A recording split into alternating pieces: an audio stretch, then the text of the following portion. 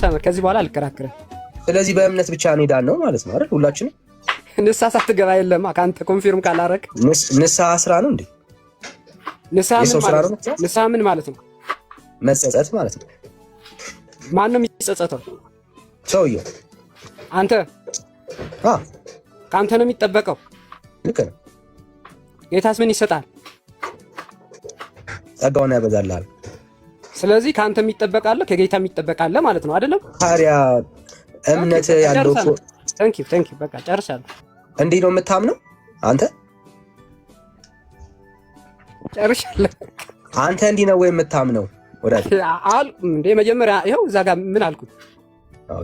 ስለዚህ ለዚህ እኮ ነው ያልኩህ ቀደም ቃል ያው በደምብ ስማኝ፣ ከቀልብ ወይ ስማኝ። ሳታውቀው ጴንጤ ሆናል እኮ ያልኩህ ለዛ ነው።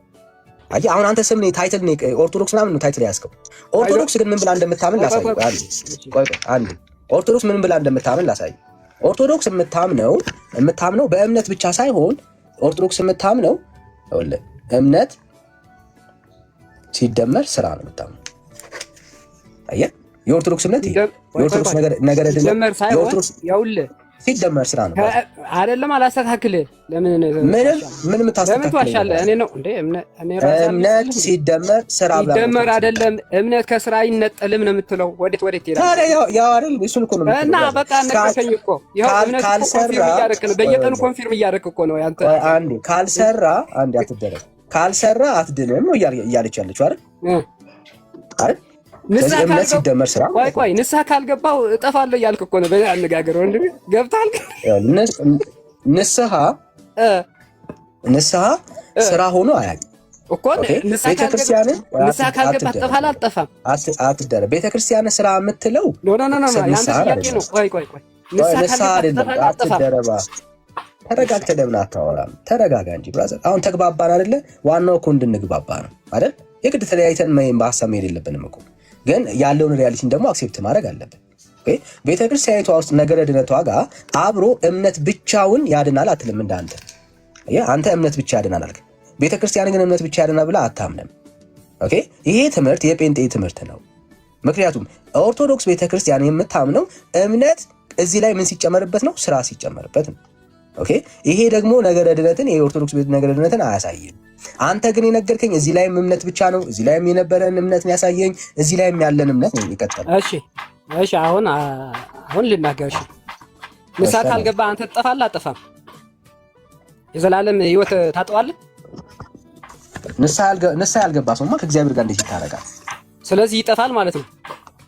ይጠፋል ማለት ነው። ንስሐ ካልገባህ አንተ ለምሳሌ ኃጢአት ስትሰራ ንስሐ ካልገባህ ትጠፋለህ አትጠፋም? በኃጢአት ጸንቼ ከኖርኩኝ ነው የምጠፋው እኮ። ንስሐ ካልገባህ ትጠፋለህ አትጠፋም? ጥያቄ እኮ ለየዋ አንድ ኃጢአት መስራትና በኃጢአት ጸንቶ መኖር የሚባል ኮንሰፕት አለ በእኛ ቤተ እምነት ውስጥ እኮ። ኃጢአት ስትሰራ መቼስ ንስሐ ያስፈልጋል አያስፈልግም? ኃጢአት መስራትና በኃጢአት ጸንቶ መኖር የሚለያዩ ኮንሰፕቶች ናቸው ሁለቱ። አትደባልቃቸው። አትፍራ። አሁን ስለ ጴንጤ አይደል እያወራ ያለው? ኃጢአት ስትሰራ ንስሐ ትገባለህ አትገባም? ይሄን ክሊር አድርግልኝ ወንድም አለም። እየነገርኩህ እኮ ነው፣ ክሊር ነው እያደረኩልህ እኮ። አዎ ወይም አይደለም በለኛ። ንስሐ እገባለሁ ኃጢአት ስሰራማ ከእግዚአብሔር ጋር ንስሐ ግን የምገባው ምንም አልተመለሰልህም።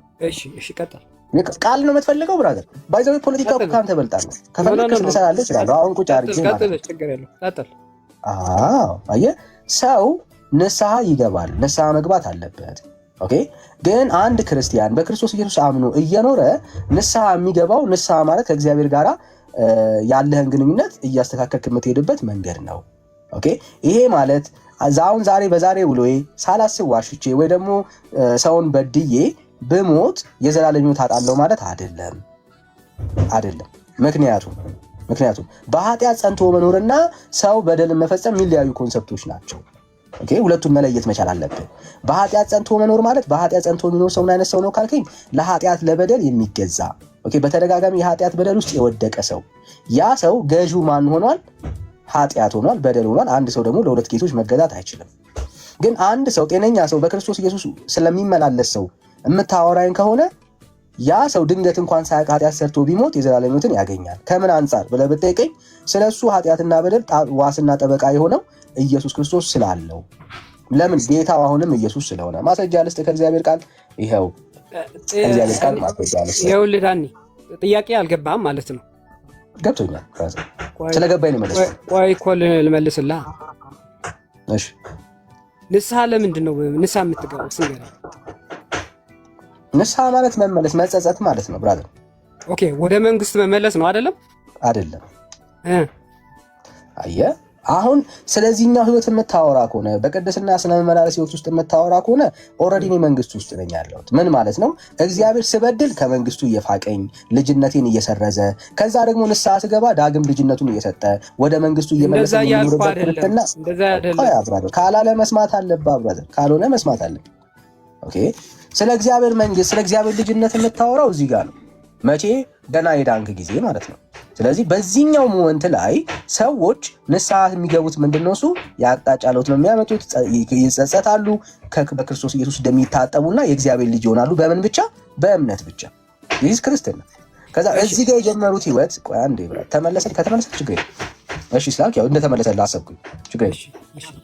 ስለዚህ ንስሐ ስትገባ ለኃጢአት ዋጋ በደሙ እየታጠብክ ነው ማለት ነው አይደለም? አዎ፣ መጸጸት ማለት ነው ንስሐ ባይዘው እኮ በደም እየታጠብክ ነው አይደለም? ለኃጢአት ዋጋ እየተከፈለልህ ነው አይደል? የተከፈለ ዋጋ ለአዲስ ዋጋ አይከፈልም እኮ ያ የተከፈለልህ ለኃጢአት ኦልሬዲ አዲስ ዋጋ አይከፈልም። አንዴ ዋጋ ከፍሏል ኢየሱስ ለኃጢአት ለበደል ሁሉ አንዴ ነው ዋጋ ይከፈላል። ኦኬ፣ ስለዚህ አንዴ የተከፈለ ንስሐ ባትገባም ትገባለህ እያልከኝ ነው? እሱን አሁን ማስተካከል ያለብን እኮ ታዲያ ምን ክሊር አድርገው። ለዚህ እኮ ነው የምልህ። ምክንያቱም ምንድን ነው አንዴ ድኛለውን ክሊር እኮ ነው ያደረኩልህ። አዎ እኔ አንዴ ስለዋሸው ከእግዚአብሔር መንግስት አልወጣም። ኦኬ፣ እንደዚህ አይነት ትምህርት የለም። ንስሐ ብትገባም ባትገባም አጠፋም እያልከኝ ነው? አንዴ አሁን ለምሳሌ አንድ ሰው ዝም ብሎ በአጋጣሚ ቢዋሽና ያ ውሸት ከእግዚአብሔር መንግስት አያስወጣውም፣ ልጅነቱን አያስጥቀውም። ብራዘር አንዴ ድምፅ አለ፣ አንተ ጋር ድምፅ አለ፣ ሚውት አድርገው። የእግዚአብሔር መንግስት የቃቃ ጨዋታ አይደለም። ዳቦ ፈረሰ ምናምን የምትባባልበት ህይወት አይደለም። ኦኬ፣ ሰው በኃጢአት ጸንቶ መኖር ሲጀምር ለኃጢአት ሲገዛ ገዢ ሁለት ነገር ስለሚሆን ያ ነገር አንደኛውን የእግዚአብሔር ገዢነትን አጥተሃል ማለት ነው። በኃጢአት በበደል ጸንተ ኖሯል። ከእግዚአብሔር መንግስት ራስን በራስ አሰናብተሃል። ኦኬ፣ እያወራንና እየተነጋገርን ያለነው ስለምንድን ነው እሱ ካልከኝ በጽድቅ በቅድስና ስለሚኖር ሰው፣ እግዚአብሔርን በመፍራት ስለሚኖር ሰው ግን በአጋጣሚ ሳያውቀውም ሰው አውቆም ሳያውቅም ሊበድል ይችላል። አምላኩን ግን በድሎት ድንገት ግን ቢሞት ያ ሰው ሲኦል ይገባል ማለት አይደለም። ለምንድን ነው እሱ ሰው ኃጢአት ስለሰራ ስለበደለ ብቻ ማለት በድንገት የሚሞት ሰው አይደለም እያወራ ያለው። ባይዘው ወይ በድንገት የሚሞት ሰው አይደለም እያወራ ያለው። ሞት በቀጠሮ ነው እንደሚመጣው አንተ ጋር በድንገት የሚሞት አይደለም። አንተ ምንም ለውጥ የለውም። በድንገት ሆነ በቀጠሮ ይሁን ሞት የመጣው አንተ ጋር የመጣው ሞት አንተ በኃጢአት ጸንተህ የምትኖር ከሆነ ለእግዚአብሔር ሐሳብና ፈቃድ ተገዛ። እኔ እዚህ ጋር ጠይቀሃል። ቆይ አንዴ ልመልስልህ እና አልተግባባንም፣ አልመለስክልም፣ ግልጽ አላረክማ እኮ። ችግር የለም ግልጽ አደርግልሃለሁ፣ ችግር አደርግልሃለሁ። ግን ያሰብከውን ሐሳብ ላውራልህና የጠየቅከውን ጥያቄ ከዛ ደግሞ እንቀጥል። ሌላ ጥያቄ ካለ ማለት እዚህ ሰዎች በኃጢአት ጸንተው የሚኖሩ ከሆነ አዎ ከእግዚአብሔር ሐሳብ ስለሚርቁ መጽሐፍ ቅዱሳዊ የሆነ ሐሳብ ነው። ሰዎች ከዘላለም ሕይወት አንፃር ሊጎሉ ይችላሉ። ኦኬ፣ ምክንያቱም በኃጢአት ጸንተ እየኖርክ ስለሆነ። አሁን እያወራን ያለነው ግን አንድ ሰው በህይወት ውስጥ በሚመላለስበት ሰዓት ላይ ኃጢአት ቢሰራ ቢበድል ምንድነው ተስፋው ካልከኝ ስለሱ ማን አለው? ጠበቃ አለው። የእግዚአብሔር ቃል ነው የሚናገረው። አዎ ይኸው ምን ይላል? ልጆች ሆይ ኃጢአት እንዳታደርጉ ይህንን እጽፍላችኋለሁ። ማንም ኃጢአትን ቢያደርግ ከአብ ዘንድ ምን አለን ይላል? ጠበቃ አለን፣ እርሱም ጻድቅ የሆነው ክርስቶስ ኢየሱስ ነው። የክርስቲያን ዋስትናው በክርስቶስ ኢየሱስ ያለው የክህነት አገልግሎት ወይ ደግሞ የጥብቅና ህይወት። ኦኬ፣ ምንድነው እሱ? ዋስትናችን ኢየሱስ ክርስቶስ ነው። ኃጢአትን የምንሰራውና ኃጢአትን ስንሰራው ንስሐ የምንገባው ልጅነታችንን ስላጣን አይደለም። ብራዘር ከእግዚአብሔር ጋር አንድ ሰው ስለዋሸ ልጅነቱን አጥቶ ከእግዚአብሔር መንግስት ተሰርዞ ከዛ ደግሞ ድጋሚ ንስሐ ሲገባ የእግዚአብሔር ልጅነት ተሰጥቶት ድጋሚ የእግዚአብሔር ልጅነትን አግኝቶ ድጋሚ ጸድቆ ድጋሚ የሚባል ታሪክ የለም በክርስትና ውስጥ። እንደዛ ማስረጃ አለኝ የምትል ከሆነ ማስረጃ ስጠኛል። መጽሐፍ ቅዱስ ውስጥ ግን እንደዚህ አይነት ትምህርት የለም። እሺ አሁን ምን አልከኝ መሰለ? በተደጋጋሚ ኃጢአት የሚሰራ ኦልሬዲ ይጠፋል አልከኝ አይደለም? ኮንፊርም አድርግ። ልክ ነው። በኃጢአት ጸንቶ የሚኖር ሰው ልክ ነው። ጌታውን ሌላ ሰው ማለት ነው። ሰው ነህና በምድር ላይ እስከኖርክ ድረስ ኃጢአት ትሰራለህ። ንስሐ እስከምትሞት ድረስ ንስሐ እየገባ በደሙ ትታጠባለህ እያልከኝ ነው አይደለም? ምንም ጥያቄ የለውም። ንስሐ ኃጢአት ሲሰራ ሰው ንስሐ ይገባል። ከአንተ የሚጠበቀው ምንድን ነው? ከአንተ የሚጠበቀው ምንድን ነው? ከጌታ የሚጠበቀው ምንድን ነው? መጸጸት፣ መመለስ፣ መጸጸት። ስለዚህ ከአንተ የምትጠበቀው ነገር አለ ማለት ነው አይደለም? ግንኙነትን ኦፍ ኮርስ፣ ግን የእግዚአብሔር ልጅነትን ለማስቀጠል አይደለም። ዶንት ፎርጌት። አሁንም ልጅ ነህ። ኃጢአት ካልሰራት ይጠፋል አልከኝ እኮ መልሰህ እንደገና እንዴት ታፈርሰዋለህ? እንዳይገባ የፈለግከው ወዳጅ አውቀህ ነው ወይ እንዳይገባ የፈለግከው? ኖ ኃጢአት እንዳይገባ ተደጋጋሚ ኃጢአት የሚሰራ ይጠፋል አልከኝ እኮ ለምን ታፈርሰዋለህ? አይዞህ ብራዘር፣ ይኸውልህ ጤነኛ ክርስትና የሚኖር ሰው በደምብ ስለ ጤነኛ የክርስትና ህይወት የሚኖር ሰው እግዚአብሔርን ከበደለ በእግዚአብሔር ፊት ንስሐ ይገባል። የሁል ጊዜ ስራው አንድ አትደረብ፣ ብራዘር አትደረብ። የምትፈልገውን ፖለቲካ ባይዘው አታገኝም አልኩህ ብራዘር። እንደ ህፃን ልጅ አክት አታድርግ። በደንብ ስማ። ጥያቄ ካለብህ መልስልሃለሁ። ካልሆነ ግን ያው ምንም ልፋት ነው የሚሆንብህ። አታሰልቸን። ይኸው አቋሚ ነው እኮ የምነግርህ። አንድ ሰው በኃጢአት በበደል ውስጥ ጸንቶ የሚኖር ከሆነ ከእግዚአብሔር ሐሳብ ጎሏል ያ ሰው። ኦኬ። ግን አንድ ጤነኛ ሰው ንስሐ እየገባ በጌታ ፊት እየኖረ ምናምን የሚኖር ሰው የሚመላለስ ጤነኛ ክርስትና ያለው ሰው ድንገት ቢሞት ወይ ደግሞ ድንገትም ባይሆን ብቻ ቢሞት የሆነ በውስጡ ወይ ስለዋሸ ወይ የሆነ ነገር ስላደረገ ኃጢአትን ሰርቶ ቢገኝ ያ ሰው ሲኦል ይገባል ወይ ካልከኝ አይገባም። ለምን ነው የማይገባው? ስለሱ ጠበቃ የሆነለት ኢየሱስ ስላለው። ኦኬ። ምን ማለት ነው? ይሄንን የምልህ በደምብ ስማኝ። ስለዚህ አትደረብ። የኃጢአትን ኮንሰፕት አንደርስታንድ አድርገው። በኃጢአት ጸንቶ መኖርና በዴይ ቱ ዴይ በሚኖረው አንድ ሰው ህይወት ውስጥ መቆሸሽ ሊኖር ይችላል። ለምሳሌ ልጄ ይጫወታል፣ ፈን ያደርጋል፣ ተፈቅዶለታል። ግን እንዳይቆሽሽ ፈልጋለሁ። ግን ድንገት ቆሽሾ ስለመጣ ልጄ አይደለህም ብዬ አልጥለው። ኦኬ። ምን ማለት ነው? ልጄ ነው። ኦኬ። የሱ የኔ አባትነት ለልጄ ለእስኪ ቆሽሽ ምናምን አይደለም። ኦኬ። ምን ማለት ነው? ሰው በኃጢአት ጸንቶ መኖር ሲጀምር የእግዚአብሔር አባትነትን ዲና ያደርገዋል ማለት ነው። ወደ ዓለም ባክ አድርገዋል ማለት ነው።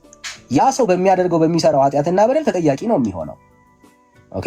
ስለዚህ አንድ ሰው በሚመላለስበት በህይወት ምልልስ ውስጥ ድንገት ዋሽቶ ቢሞት ያ ሰው ሲኦል ይገባል ማለት ነው? አይገባም። ለምን ነው የማይገባው ካልከኝ ባሳየው ክፍል መሰረት ያንን ሰው ስለሱ የሚከራከር ነፃ የሚያወጣው ጠበቃ ስላለው ክርስቶስ ኢየሱስ ነፃ ያወጣው። እሺ አሁን ምን ገባኝ መሰለህ ዳንዬ? እሺ በንስሐ የሚኖሩ ሰዎች ሁሉ በደሙ እየታጠቡ በመንግስቱ ይኖራሉ ማለት ነው አይደለ? ተስማማን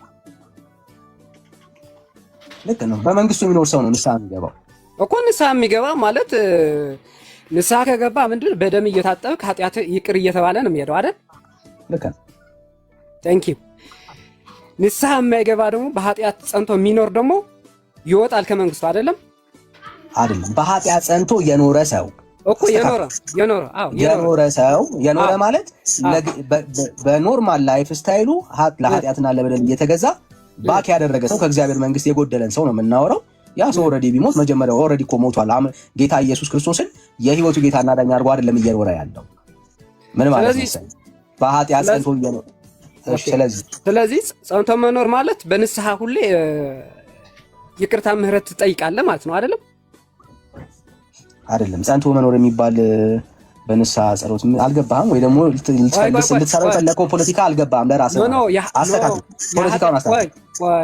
ፖለቲካውን አስተካክል ብራዘር።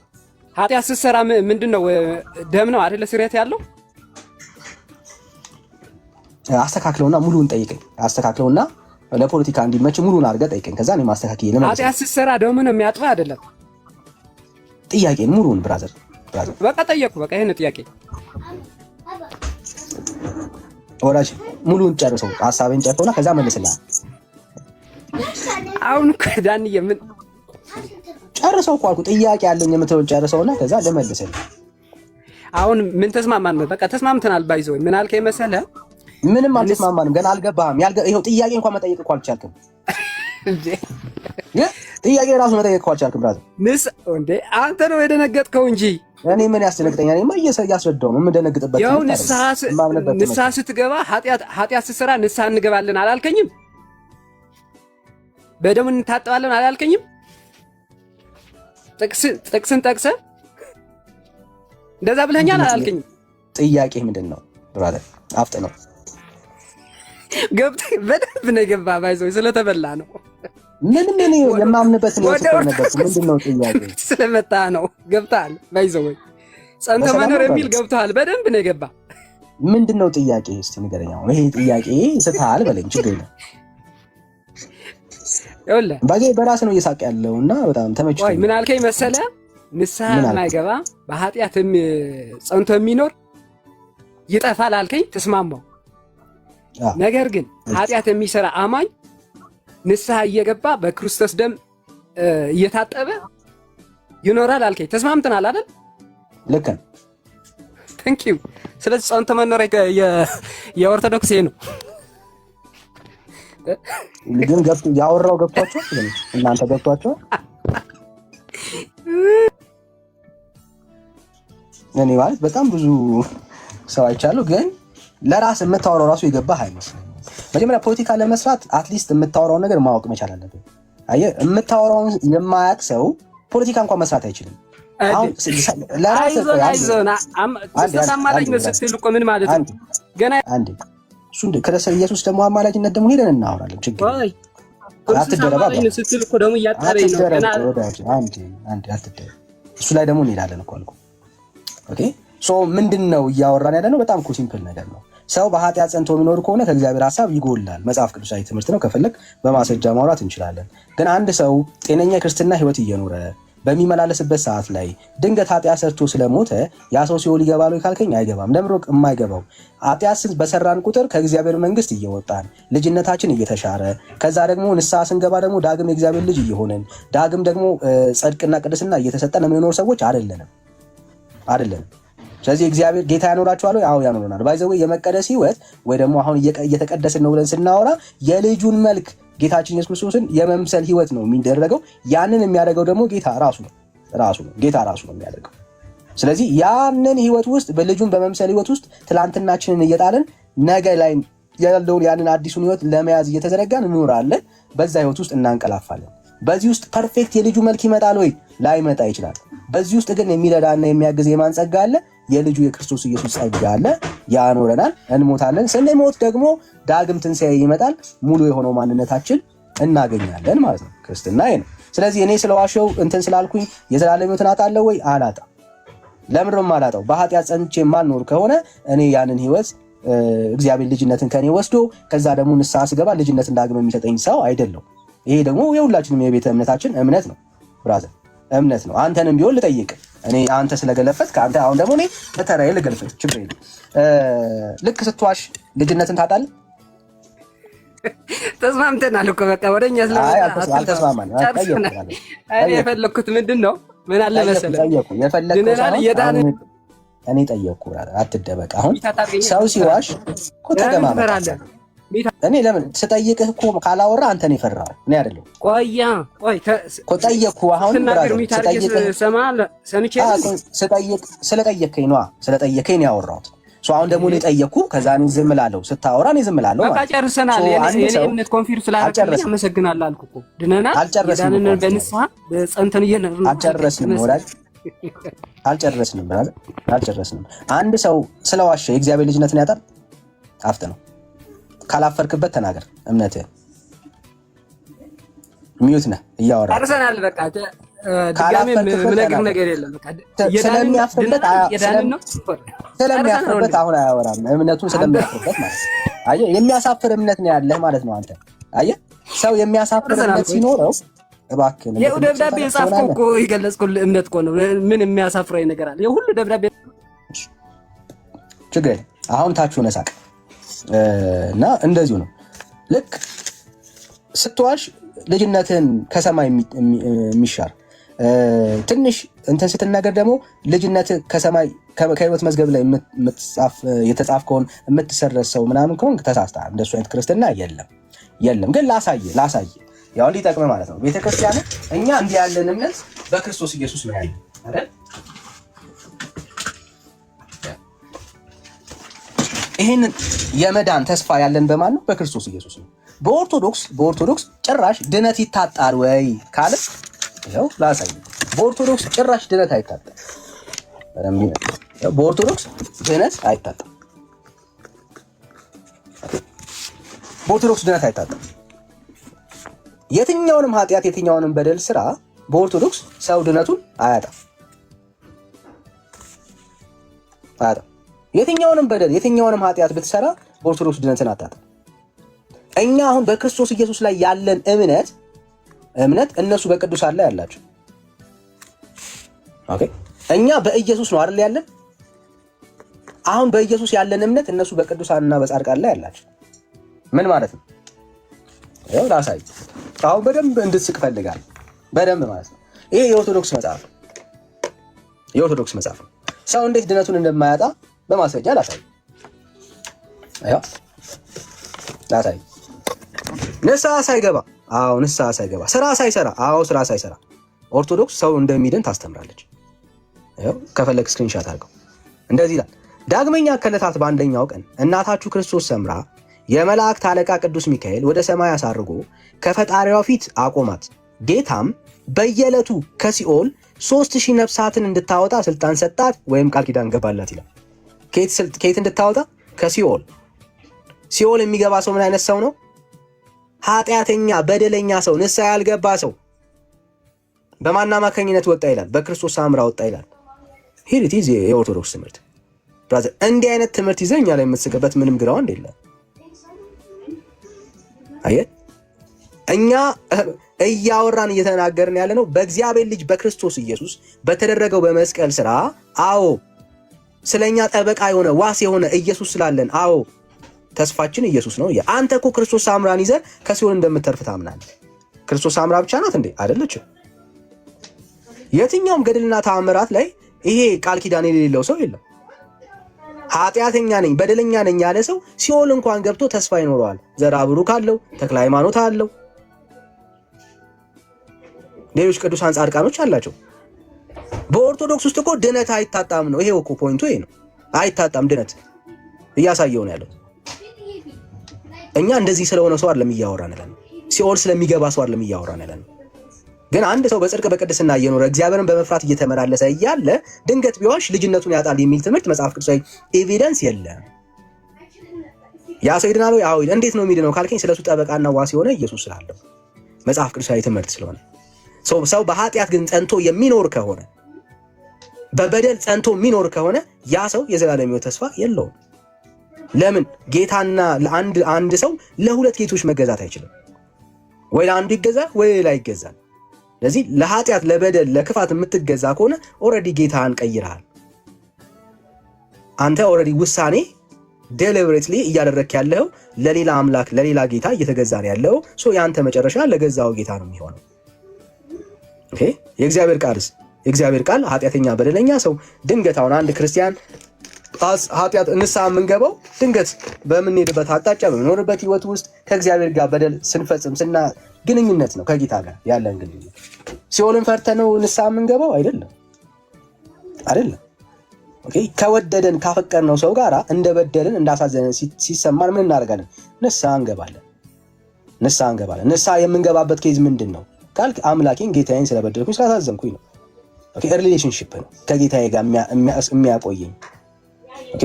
ለኔ ግን ለኃጢአቴ ለበደሌ ማስተሰሪያ ማን አለ ካልከኝ የክርስቶስ ኢየሱስ ደም ግን አለ። ሌላ ቅዱሳን ጻድቃን የሚባሉ አሉ የሉም። የኛ የመዳናችን ተስፋ ይሄ ነው። ኃጢአት እንዳትሰሩ ተብለናል። ግን ኃጢአት ቢሰራ አንድ ሰው ለሱ ምን አለው? ጠበቃ አለው። ጥብቅናው ከምን አንጻር ነው ካልከኝ የልጁ የክርስቶስ ኢየሱስ ደም ከኃጢአት ሁሉ ያነጻል። የክርስቶስ ኢየሱስ ደም ምን ያደርጋል? ከኃጢአት ሁሉ ያነጻል። ስለዚህ በክርስትና ህይወት ውስጥ ድነታችንን ዘላቂ የሚያደርገው እኛ ኃጢአት አለመስራታችን ሳይሆን ስለኛ የፈሰሰ ዋጋ የተከፈለ የክርስቶስ ኢየሱስ ደም ስላለ። ይሄ ክርስትና ትምህርት ነው። መቼም ቢሆን ሰው የራሱን ህይወት ትምክህት አድርጎ ሊኖር አይችልም። በክርስትና ውስጥ ስለ ዘላለም ህይወት ዋስትናችን ስለኛ የፈሰሰው የክርስቶስ ኢየሱስ ደም ነው። ስለኛ ጠበቃ የሆነው ዋሳችን ጠበቃችን ኢየሱስ ክርስቶስ ነው። አውቀንም ሳናቅም ልንበድል እንችላለን። ስለዚህ በበደልን ኃጢአት በሰራን በበደልን ሳናቀው እግዚአብሔርን ባሳዘንን ቁጥር ሁሌ ከዘላለም ህይወት ጎድለን ከዛ ዳግም ንስሐ ስንገባ ዳግም ህይወትን እንደዛ ነው? እንደዛ አይደለም። አባትነቱ ይቀጥላል። አሁንም ልጅ ነኝ። ይሄው ብራዘር ሌላ ኦርቶዶክስ ካለ መግባትና ማውራት ይችላል። እውቀት ያለው ሰው ቢሆን ደግሞ የተሻለ ነው። እሺ ሌላ ኦርቶዶክሳዊ ካለ እንቀበል።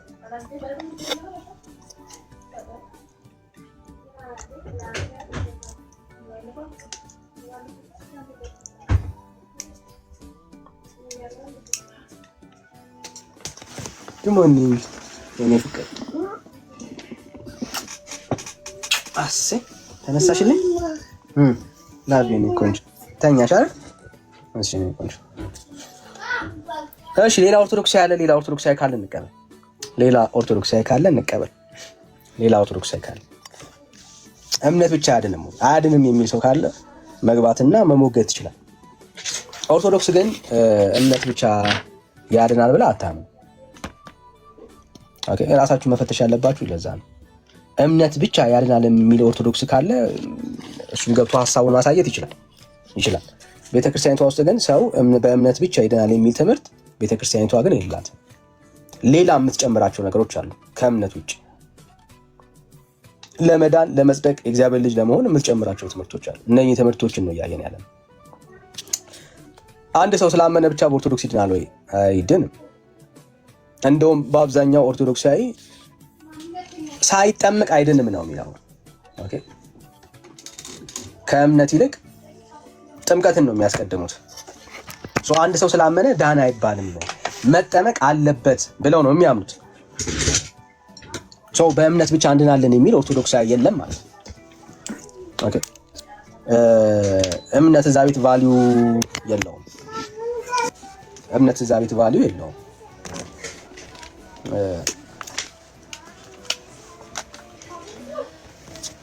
እምነት እዛ ቤት ቫልዩ የለውም።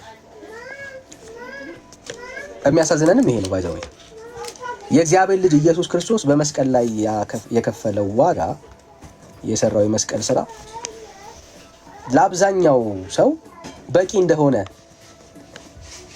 አያስብም እና ከዚህ የተነሳ በእግዚአብሔር ልጅ በክርስቶስ ኢየሱስ የተደረገውን የማዳን ስራ በሌላ ስራ ለመደገፍ ይሞክራሉ። ምን ማለት ነው? ፕላስ ለማድረግ ይሞክራሉ። ኦኬ ጸጋው የእግዚአብሔር ጸጋ የእግዚአብሔርን የማዳን የቤተ ክርስቲያኒቷ ውስጥ ያለው የእግዚአብሔርን የማዳን ጸጋ ብቻውን በቂ መሆኑን በአንደበታቸው ሊናገሩ ይችላሉ። ግን መሬት ላይ ስትሄዱ የቤተ ክርስቲያኒቷን እምነት ስትፈትሹ ያንን ግን አታገኙ። ኦኬ በቂ አይደለም፣ ሰው የሆነ ነገር መጨመር አለበት ማድረግ አለበት ብለው ያምናሉ። ብዙ ፕላሶች አሉ። ለምሳሌ አንደኛው ምንድነው? እሱ ጥምቀት ነው። ሰው ስላመነ ብቻ አይደለም ምን ማድረግ አለበት? መጠመቅ አለበት ይላሉ። ቀጥሎ ቁርባን መውሰድ አለበት። ቁርባን ጋር አያበቃም። ቁርባን ጋር አያበቃም። ቀጥሎ ምን ማድረግ አለበት? ሜሮን የሚባል ታሪክም ደግሞ አለ። ሜሮን መቀባት አለበት እና እንደዚሁ እየደመሩ ይሄዳሉ ማለት ነው። በኦርቶዶክስ ውስጥ ያለው የእግዚአብሔር የጸጋው ኃይል የሚያድነው በእምነት ብቻ ሳይሆን በሌሎችም ነገሮች ነው ማለት ነው። እንደውም አንድ ሰው ስላመነ ብቻ ድኗል፣ ከእግዚአብሔር የሆነውን የማዳን ተስፋ አግኝቷል ብለው አያምኑም ማለት ነው። ሌሎች ነገሮችን በደንብ በተደጋጋሚ ይጨምሩበታል። ለዚህ ነው የመዳን መንገዱ ሰፊ የሆነው። ለዚህ ነው ያንን የመዳን መንገድ ለማግኘት ሲሞክሩ በዚህ በኩል የጎደላቸውን በሌላ በኩል ለማግኘት ይሞክራሉ። አንደኛው ለምሳሌ የቅዱሳን የጻድቃን ጣልቃ ገብነት ነው። የቅዱሳን የጻድቃን ጣልቃ ገብነት ነው። ለምሳሌ ሰው ካልተጠመቀ መዳን አይችልም ብለው ስለሚያስቡ ያልተጠመቁ ሰዎች የሚድኑባቸው ቅዱሳን አላቸው። ካልተጠመቀ አይድንም የሚለውን ትምህርታቸው እንዳይፈርስባቸው ሰዎች ሳይጠመቁ የሚድኑባቸው ቅዱሳን አሏቸው። ለምሳሌ አንደኛው ዘርአ ብሩክ ነው። ሌላው ቁርባን ነው። ኦኬ ያልቆረበ ሰው ስለማይድን ብለው ስለሚያስተምሩ ያልቆረቡ ሰዎች ደግሞ የሚድኑባቸው ሌሎች ቅዱሳን ደግሞ አላቸው። ኦኬ ሶ በዚህ ቁርባን ፋንታ ሌላ ነገር አብሮ ተጨምሮ የሚደመር ማለት ነው። ሶ እዚህ ጋር ላይ ያጡትን ያስተማሩትን ሐሳብ ላለማጣት ነው የሚመስለው። ለምሳሌ ያልተጠመቁ አህዛብ በስሙ ልጅነትን አግኝተው እንዲከብሩ ሳይጠመቁ በሚሞቱበት ጊዜ ይሄ ከኔ የተቀበልከው ቃል ኪዳን እንደ ጥምቀት ሆኖ እንደሚያድናቸው ተብሎ የዘርአ ብሩክ ቃል ኪዳን ተገብቶለታል። ስለዚህ ሰዎች ባይጠመቁ በሚሞቱበት ጊዜ የዘርአ ብሩክ ቃል ኪዳን የሚባል አለ ማለት ነው፣ በዘርአ ብሩክ የሚያምን ሰው ካለ። ሶ አሁንም ተመሳሳይ ነው። በክርስቶስ ኢየሱስ የማዳን ስራ ላይ ሌላ ነገር ነው የጨመሩት። ኦኬ እዚህ ጋር አይጠመቅም። አዎ ካልተጠመቅም ግን እዚህ ጋር ማመን መቻል አለበት። ማንን? ዘርአ ብሩክን ማመን መቻል አለበት፣ ኢየሱስን አይደለም። ሶ ቤተክርስቲያኒቷ ውስጥ ያለው የእግዚአብሔር ጸጋ ብቻውን ያድናል የሚል መደምደሚያ የለውም። ሶ ስለዚህ ሁል ጊዜ በምን እንትን ውስጥ ነው? ዙረት ውስጥ ነው ያለው፣ በመደመር ዙረት ውስጥ ነው ያለው። እዚህ ጋር የሆነ ነገር ቢቀንስ በዚህ በኩል መጨመር መቻል አለበት። ስለዚህ እዚህ ጋር ያጣውን ጥምቀት በዘርአ ብሩክ ማካተት አለበት። እዚህ ጋር ያጣውን ቁርባን ለምሳሌ በድርሳነ መስቀል ውስጥ ይህንን መጽሐፍ ቆሞ የሰማ ሰው ስጋና ደሙ እንደተቀበለ ይሆንለታል ምናምን የተባለለት ቃል ኪዳን አለ፣ እሱን መቀበል መቻል አለበት። ኦኬ ሶ እዚህ ጋር የምታጡትን በመደመር ሰርክል ውስጥ ስላለች ቤተክርስቲያኒቷ እዚህ ውስጥ የሚታጣውን የመዳን ተስፋ በሌላ ነገር መጨመር መቻል አለባቸው። ሶ አዙሪት ነው ማለት ነው። ክርስትና ግን ስንመጣ እንደሱ አይደለም። የእግዚአብሔር ጸጋ በእምነት ነው ያዳነን። አለቀ። የትኛው ያ የእግዚአብሔር ነፃ ስጦታ ሰዎችን ያዳነው በምንድን ነው? በእምነት ነው። ታጾል ሌላ የለም። ሰዎች የሚድኑበት ከእግዚአብሔር ጋር የሚታረቁበት ሌላ መንገድ የለም። ሶ የምንድንበት ብቸኛ የመዳኛ መንገድ ምንድነው? እሱ እምነት ብቻ። ሌሎቹን ነገሮች የምናደርገው ከመዳን በኋላ በህይወታችን ላይ የሚተገበሩ ተግባሮች ናቸው። ኦኬ ሶ ይሄንን ሰው ደግሞ ከሌለው ያው እንደማይድን ግልጽ ነው። እምነት የሌለው ሰው ሊድን አይችልም። ሶ እምነት ግን በእግዚአብሔር ልጅ በክርስቶስ ኢየሱስ ያለው ሰው ስለሚድን የዳነ ሰው ደግሞ ሌሎች ነገሮችን መፈጸም ማድረግን ይችላል። ስለዚህ ሌሎች ነገሮች የሚመጡት ለምሳሌ ጥምቀትም ቢሆን የጌታ እራትም ቢሆን ሌሎች መንፈሳዊ በረከቶችን የምናገኝባቸው ጉዳዮች ቢሆኑ የሚመጡት ሰው በእግዚአብሔር ልጅ በክርስቶስ ኢየሱስ አምኖ ልጅ ከሆነ በኋላ ነው። ስለዚህ ልጅነት ይቀድማል። ልጅነት የሚገኘው ደግሞ በእምነት በኩል ነው። ስለዚህ ሰው የሚድነው በእምነት ብቻ ነው። ኦፍ ኮርስ መጽሐፍ ቅዱስን መሰረት ያደረገ ሰው ማንኛውም ሰው ሊያምንና ሊያየው የሚችለው ሊያገኘውም የሚችለው ይሄን ነው። ኦኬ ሰዎች ሊድኑ የሚችሉበት ብቸኛ የመዳኛ መንገዳቸው በመስቀል ላይ የተሰራው የእግዚአብሔር ልጅ የክርስቶስ ኢየሱስ ስራ።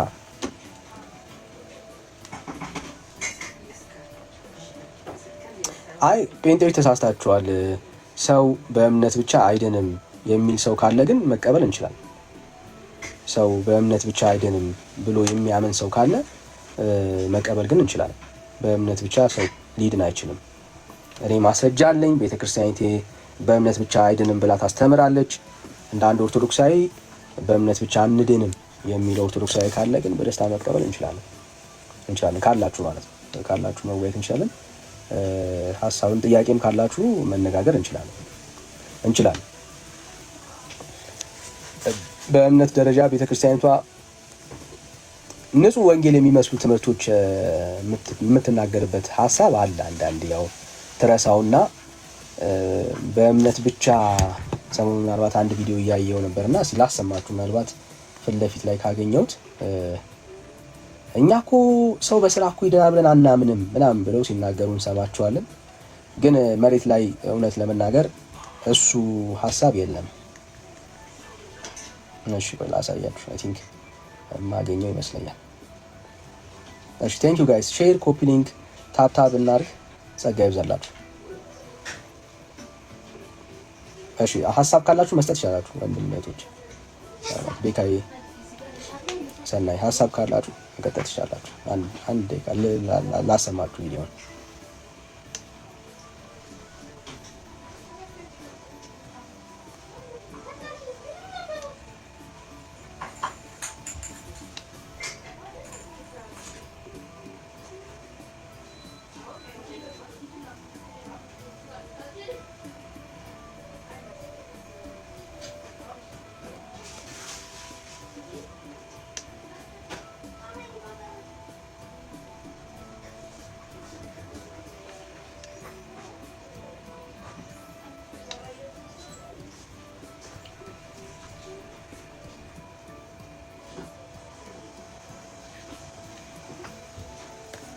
እሺ እንዲሁ ስራ ስንል ምን እያልን ነው እኛ ያለ ነው? እስቲ ምን ይመስላችኋል? አሁን ስራ ማለት እምነት ብቻ ብለን ስናወራ ስራ አያስፈልግም እያልን ያለ ነው? ስራ አያስፈልግም ተብላችሁ ተሰብካችሁ ታውቃላችሁ? ጴንጤ ስራ መስራት የለበትም። አረ ጆንሽ ማስረጃ አስተንሽ ና ማስረጃ አስተን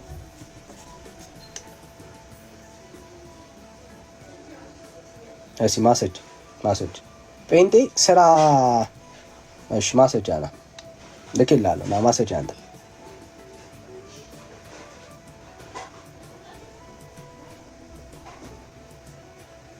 እሺ ሰብለ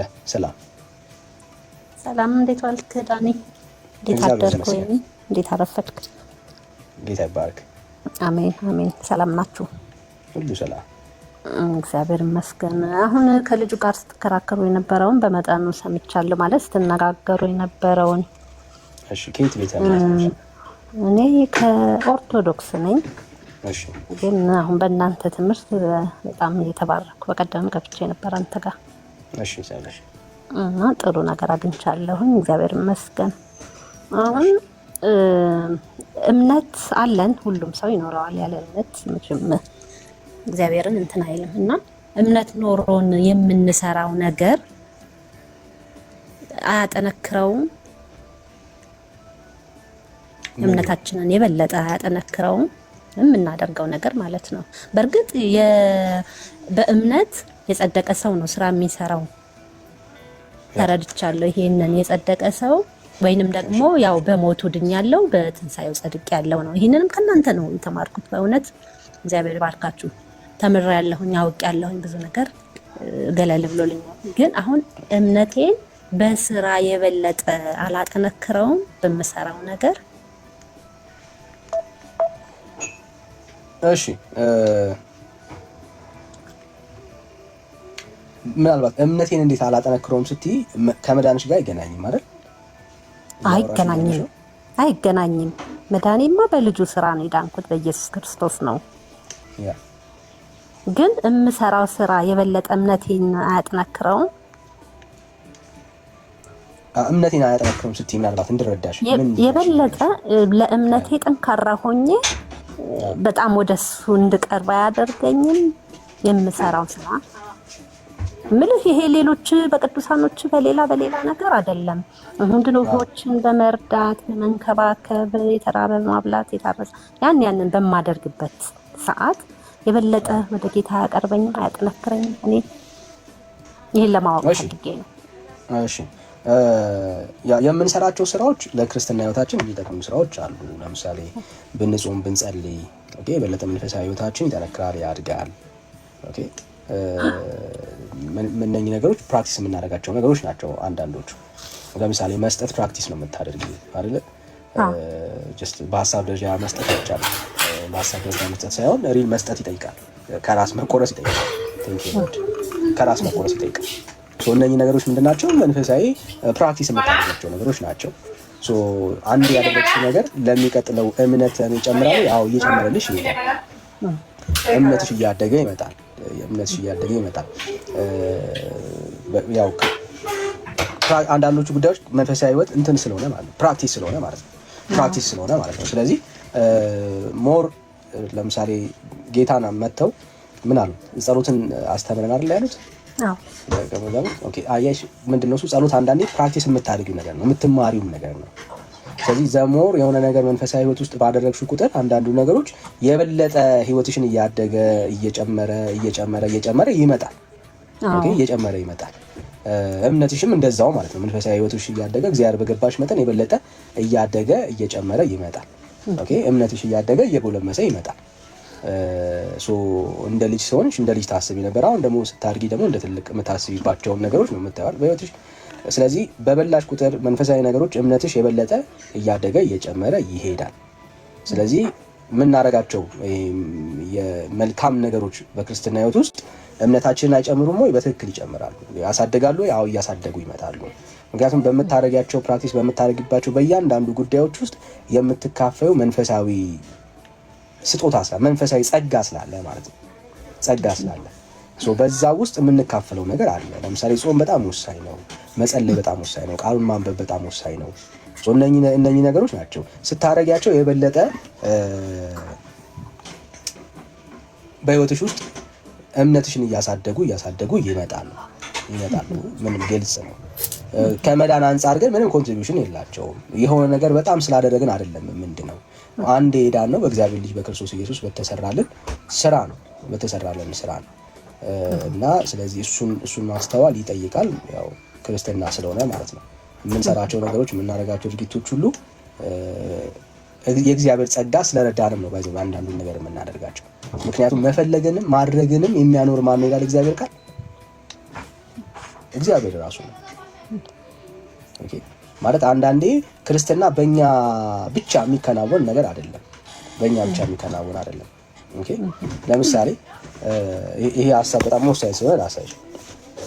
ብዙ ጊዜ ኦርቶዶክሶች ያነሱታል። ስለዚህ ወዳጆቼ ሁልጊዜ እንደታዘዛችሁ በእናንተ ዘንድ በመኖሬ ብቻ ሳይሆን ይልቁንም አሁን ስርቅ በፍርሃትና በመንቀጥቀጥ የራሳችሁን መዳን ፈጽሙልና እቺ ጋር ነው የሚቆሙት።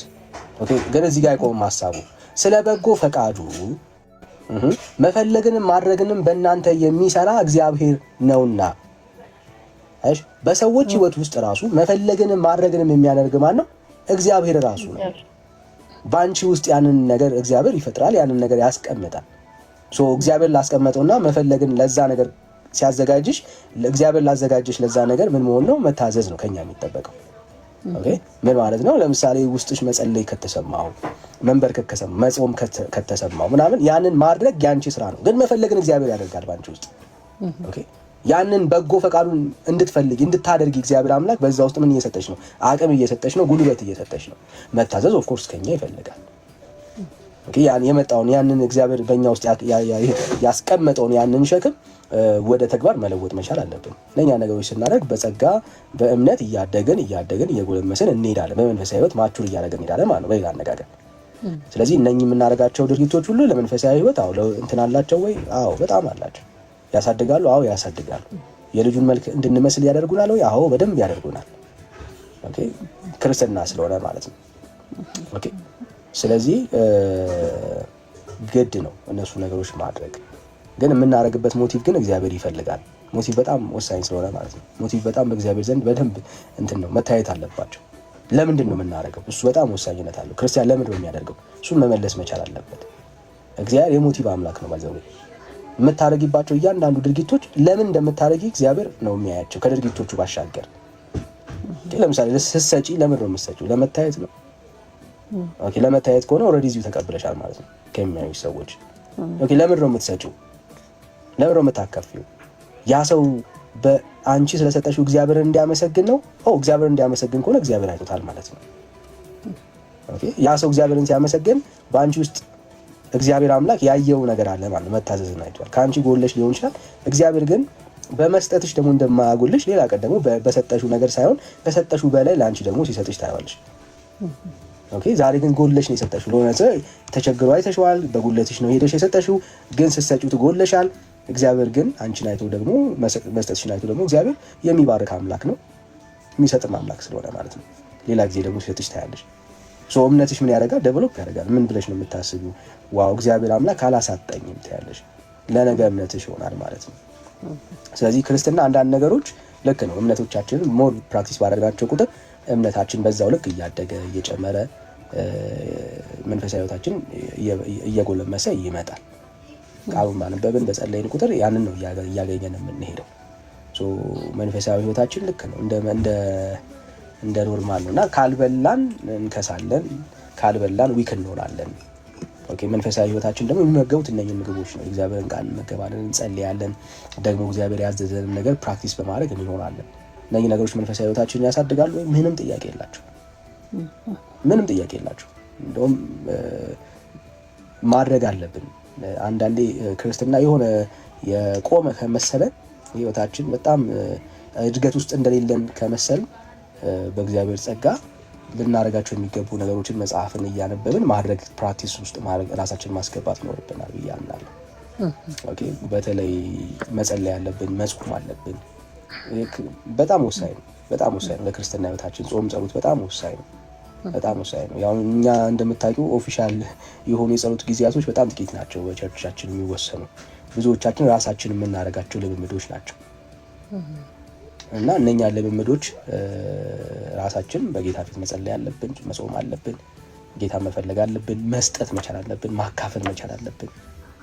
ኦኬ በዙሪያችን እግዚአብሔር ያስቀመጣቸው የሚያሳዩን ብዙ ሰዎች ሊኖሩ ይችላሉ። እነኛን ሰዎች ሄልፕ ማድረግ አለብን። ነሰር ሊብር ብቻ ላይሆን ይችላል። አሳያቸው። ቴንክ ዩ ነው አብለ ታሳያለህ። እሺ እኔ ቆንጆ ለነሱ ነው ስልክ ውስጥ ላሉ። እሺ ቴንክ ዩ ነው ቆንጆ ባልላቸው በቃ ሰጠሽኛ። አዩልሽ ቴንክ ዩ ነው ፍቅር ስተኛ ቴንክ ዩ በጣም ጠጣ እና መንፈሳዊ ህይወት እንደዛ ነው ለማለት ያክል ነው። ሌላ ጥያቄ ካለሽ ግን ማውራት መነጋገር እንችላለን። በጣም ጥሩ ደስ ብሎኛል። በደንብ ግልጽ ሆኖ ነው ያስረዳኸኝ። እግዚአብሔር ይስጥልኝ። ሌላ ደግሞ እለት በጌታ ፊት እንወድቃለን። ያው በምስጋናም ይሁን ከምስጋና ደግሞ ሁልጊዜ ጸሎታችን ማነው ኃጢአታችንን እያሳሰብን ወደ ጌታ ማሳሰብ አለብን። መቼም አንደበትም አንዳንዴ ያልፋል በሆነ ነገር ብቻ ያንን እኔ እንደምረዳው በፊት ንስሐ አባት ጋር ነበር ምሮጠው እያንዳንዷን እያስኩኝ ሲቀጡኝም ደስ ይለኛል። የሆነ ነገር አድርጊ መስሎች እንዲህ አድርጊ እንዲህ ስገጂ አልችልም መስገድ ብዙና ወገቤን ስለሚያመኝ በቃ አድርጊ የሚሉኝ ያ ለእኔ ትልቅ በቃ በእግዚአብሔር ፊት እንትን እንዳገኘሁበት ነው፣ ምህረት እንዳገኘሁበት ነው የምቆጥረው። አሁን ግን ብዙ ነገር ከእናንተ እየተረዳሁኝ በቃ ንስሐዬን ለአምላኬ ብነግረው ያደረኩትን ነገር ለፈጣሪዬ ብነግረው እያልኩኝ እለት ጠዋትም ይሁን ማታ በፊቱ ወድቃለሁኝ። በቀንም ቢሆን አምላኬ ሆይ በደልኩ ይቅር በለኝ እላለሁኝ። ይሄ ነገር እንደው እንደ ንስሐ ወይንም ጌታ ፊት ኃጢአቴን እንደማድረግ ይቆጠርልኝ ይሆን ዳኒ? እሺ ንስሐ ማለት ያው መጸጸት መመለስ ማለት ነው። ባይዘው ንስሐ ማለት እሱ ነው። መመለስ፣ መጸጸት፣ የዳይሬክሽን ለውጥ ማምጣት ማለት ነው።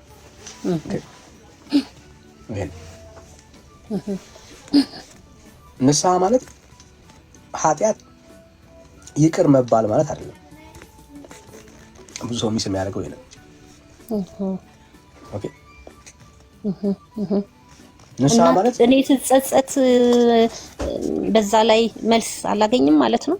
አይ ቆይ አንዴ ልጨርስልሽ።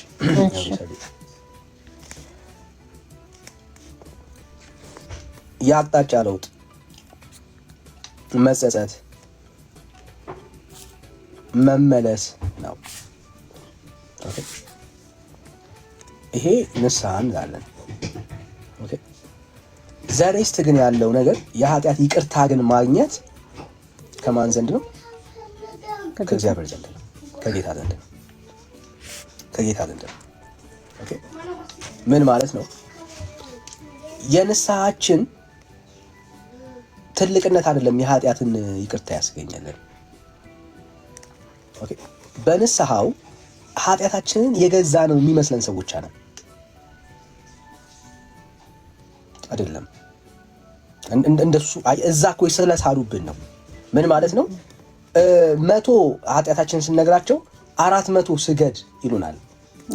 እና ዘሞር ኃጢአት በሰራን ቁጥር ዘሞር ስጋችንን የምንቀጣበት ኬዝ ኃጢአታችንን ይቅር ያስባለን ነው የሚመስለን። ኦኬ እሱ ነው አሁን መጥፎ ኢሜጅ የፈጠረብን እሱ ነው አይደለም። ኦኬ ለኃጢአታችን ይቅርታ ሁል ጊዜ እኛ የምንከፍለው ዋጋ የለንም።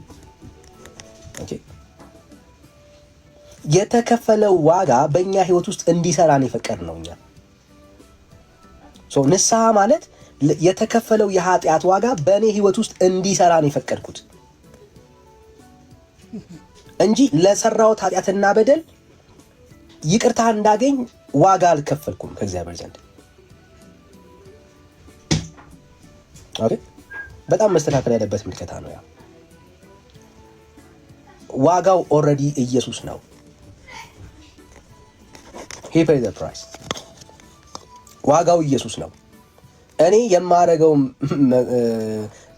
ስግደት እኔ የማረገው ሌላ እሱ አይደለም ለኃጢአት ይቅርታ ዋስትናዬ። ኦኬ ለኃጢአት ይቅርታ የክርስቶስ ኢየሱስ ደም ነው። ደግሞ ያ ደም የፈሰሰው በቀራንዮ ላይ ነው። ያ ደም ግን አሁን ምንድነው? እሱ ትኩስ ነው።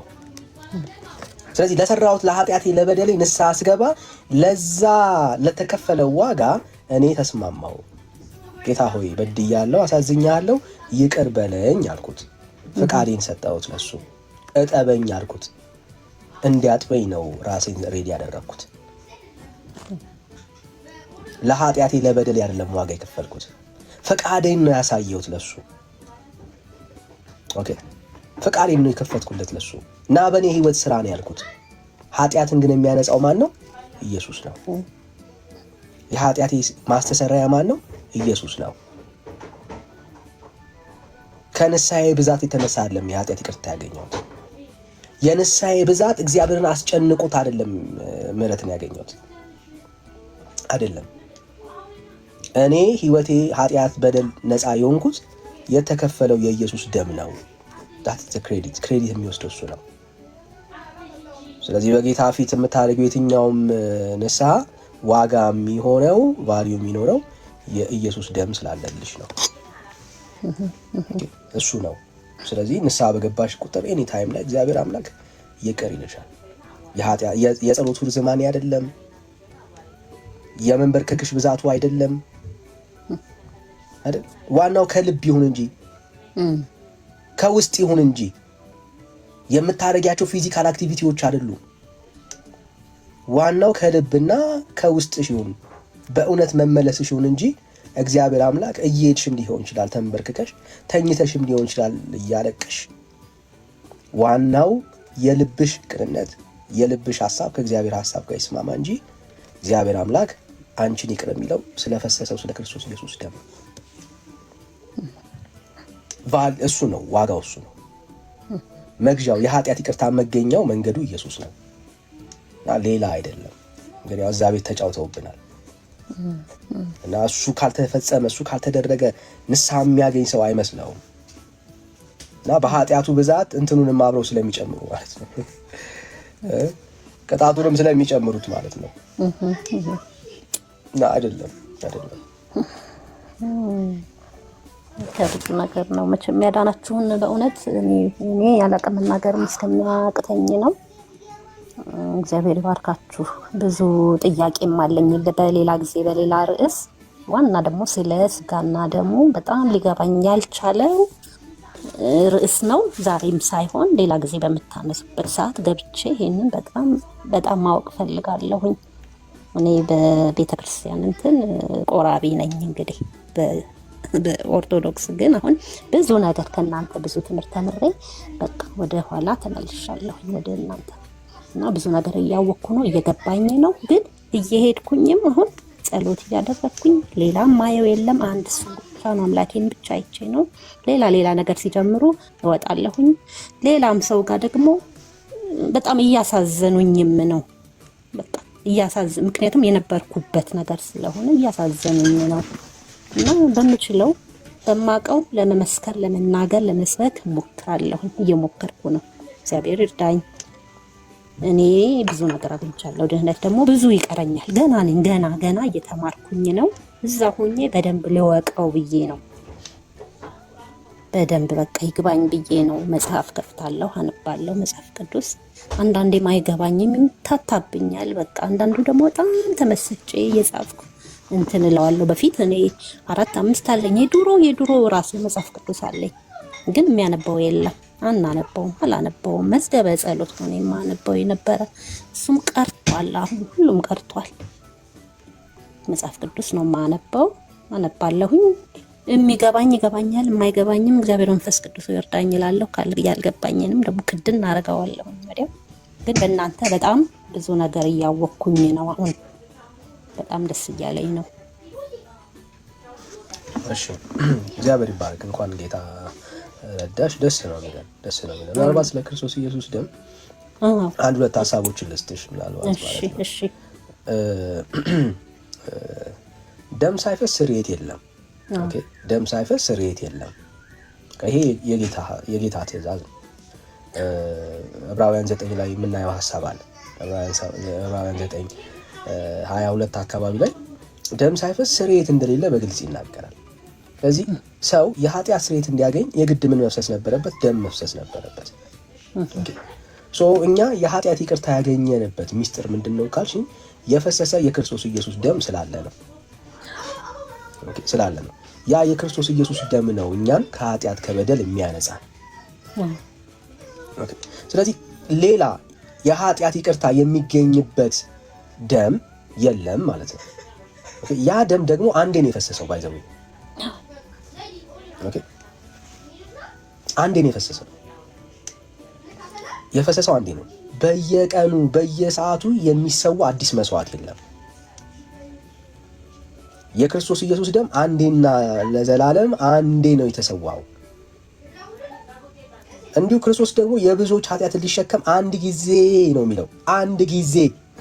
አንድ ጊዜ ከተሰዋ በኋላ አንድ ጊዜ ነው የተሰዋው። ኦኬ ቤተክርስቲያኒቷ ምን ትላለች? ቁርባን በሚለው ሐሳብ ኢየሱስን ሁሌ ለመሰዋት ትሞክራለች።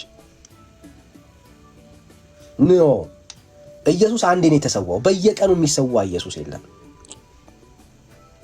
ኦኬ ስጋና ደሙን አይሰዋም። ኢየሱስ አንዴ ነው በመስቀል ላይ የተሰዋው። ያድናቸው ዘንድ ለሚጠባበቁ ሁለተኛ ጊዜ ያለ ኃጢአት ይታይላቸዋል ነው የሚለው መጽሐፍ። ኦኬ ስለዚህ አሁን ስለ መታየት ነው እንጂ የምናወራው ስለ መሰዋት አናወራም። መስዋዕት የሆነው አንድ ጊዜ ነው። አሁን ያ የተሰዋው ስለኛ የተሰዋው ይታይልናል። ኦኬ ክርስትና ይሄ አሁን ምንድነው? እሱ ይታይልናል። ያ የተሰዋው ያ አንድ ጊዜ ፈሰሰው ለሴ ነው።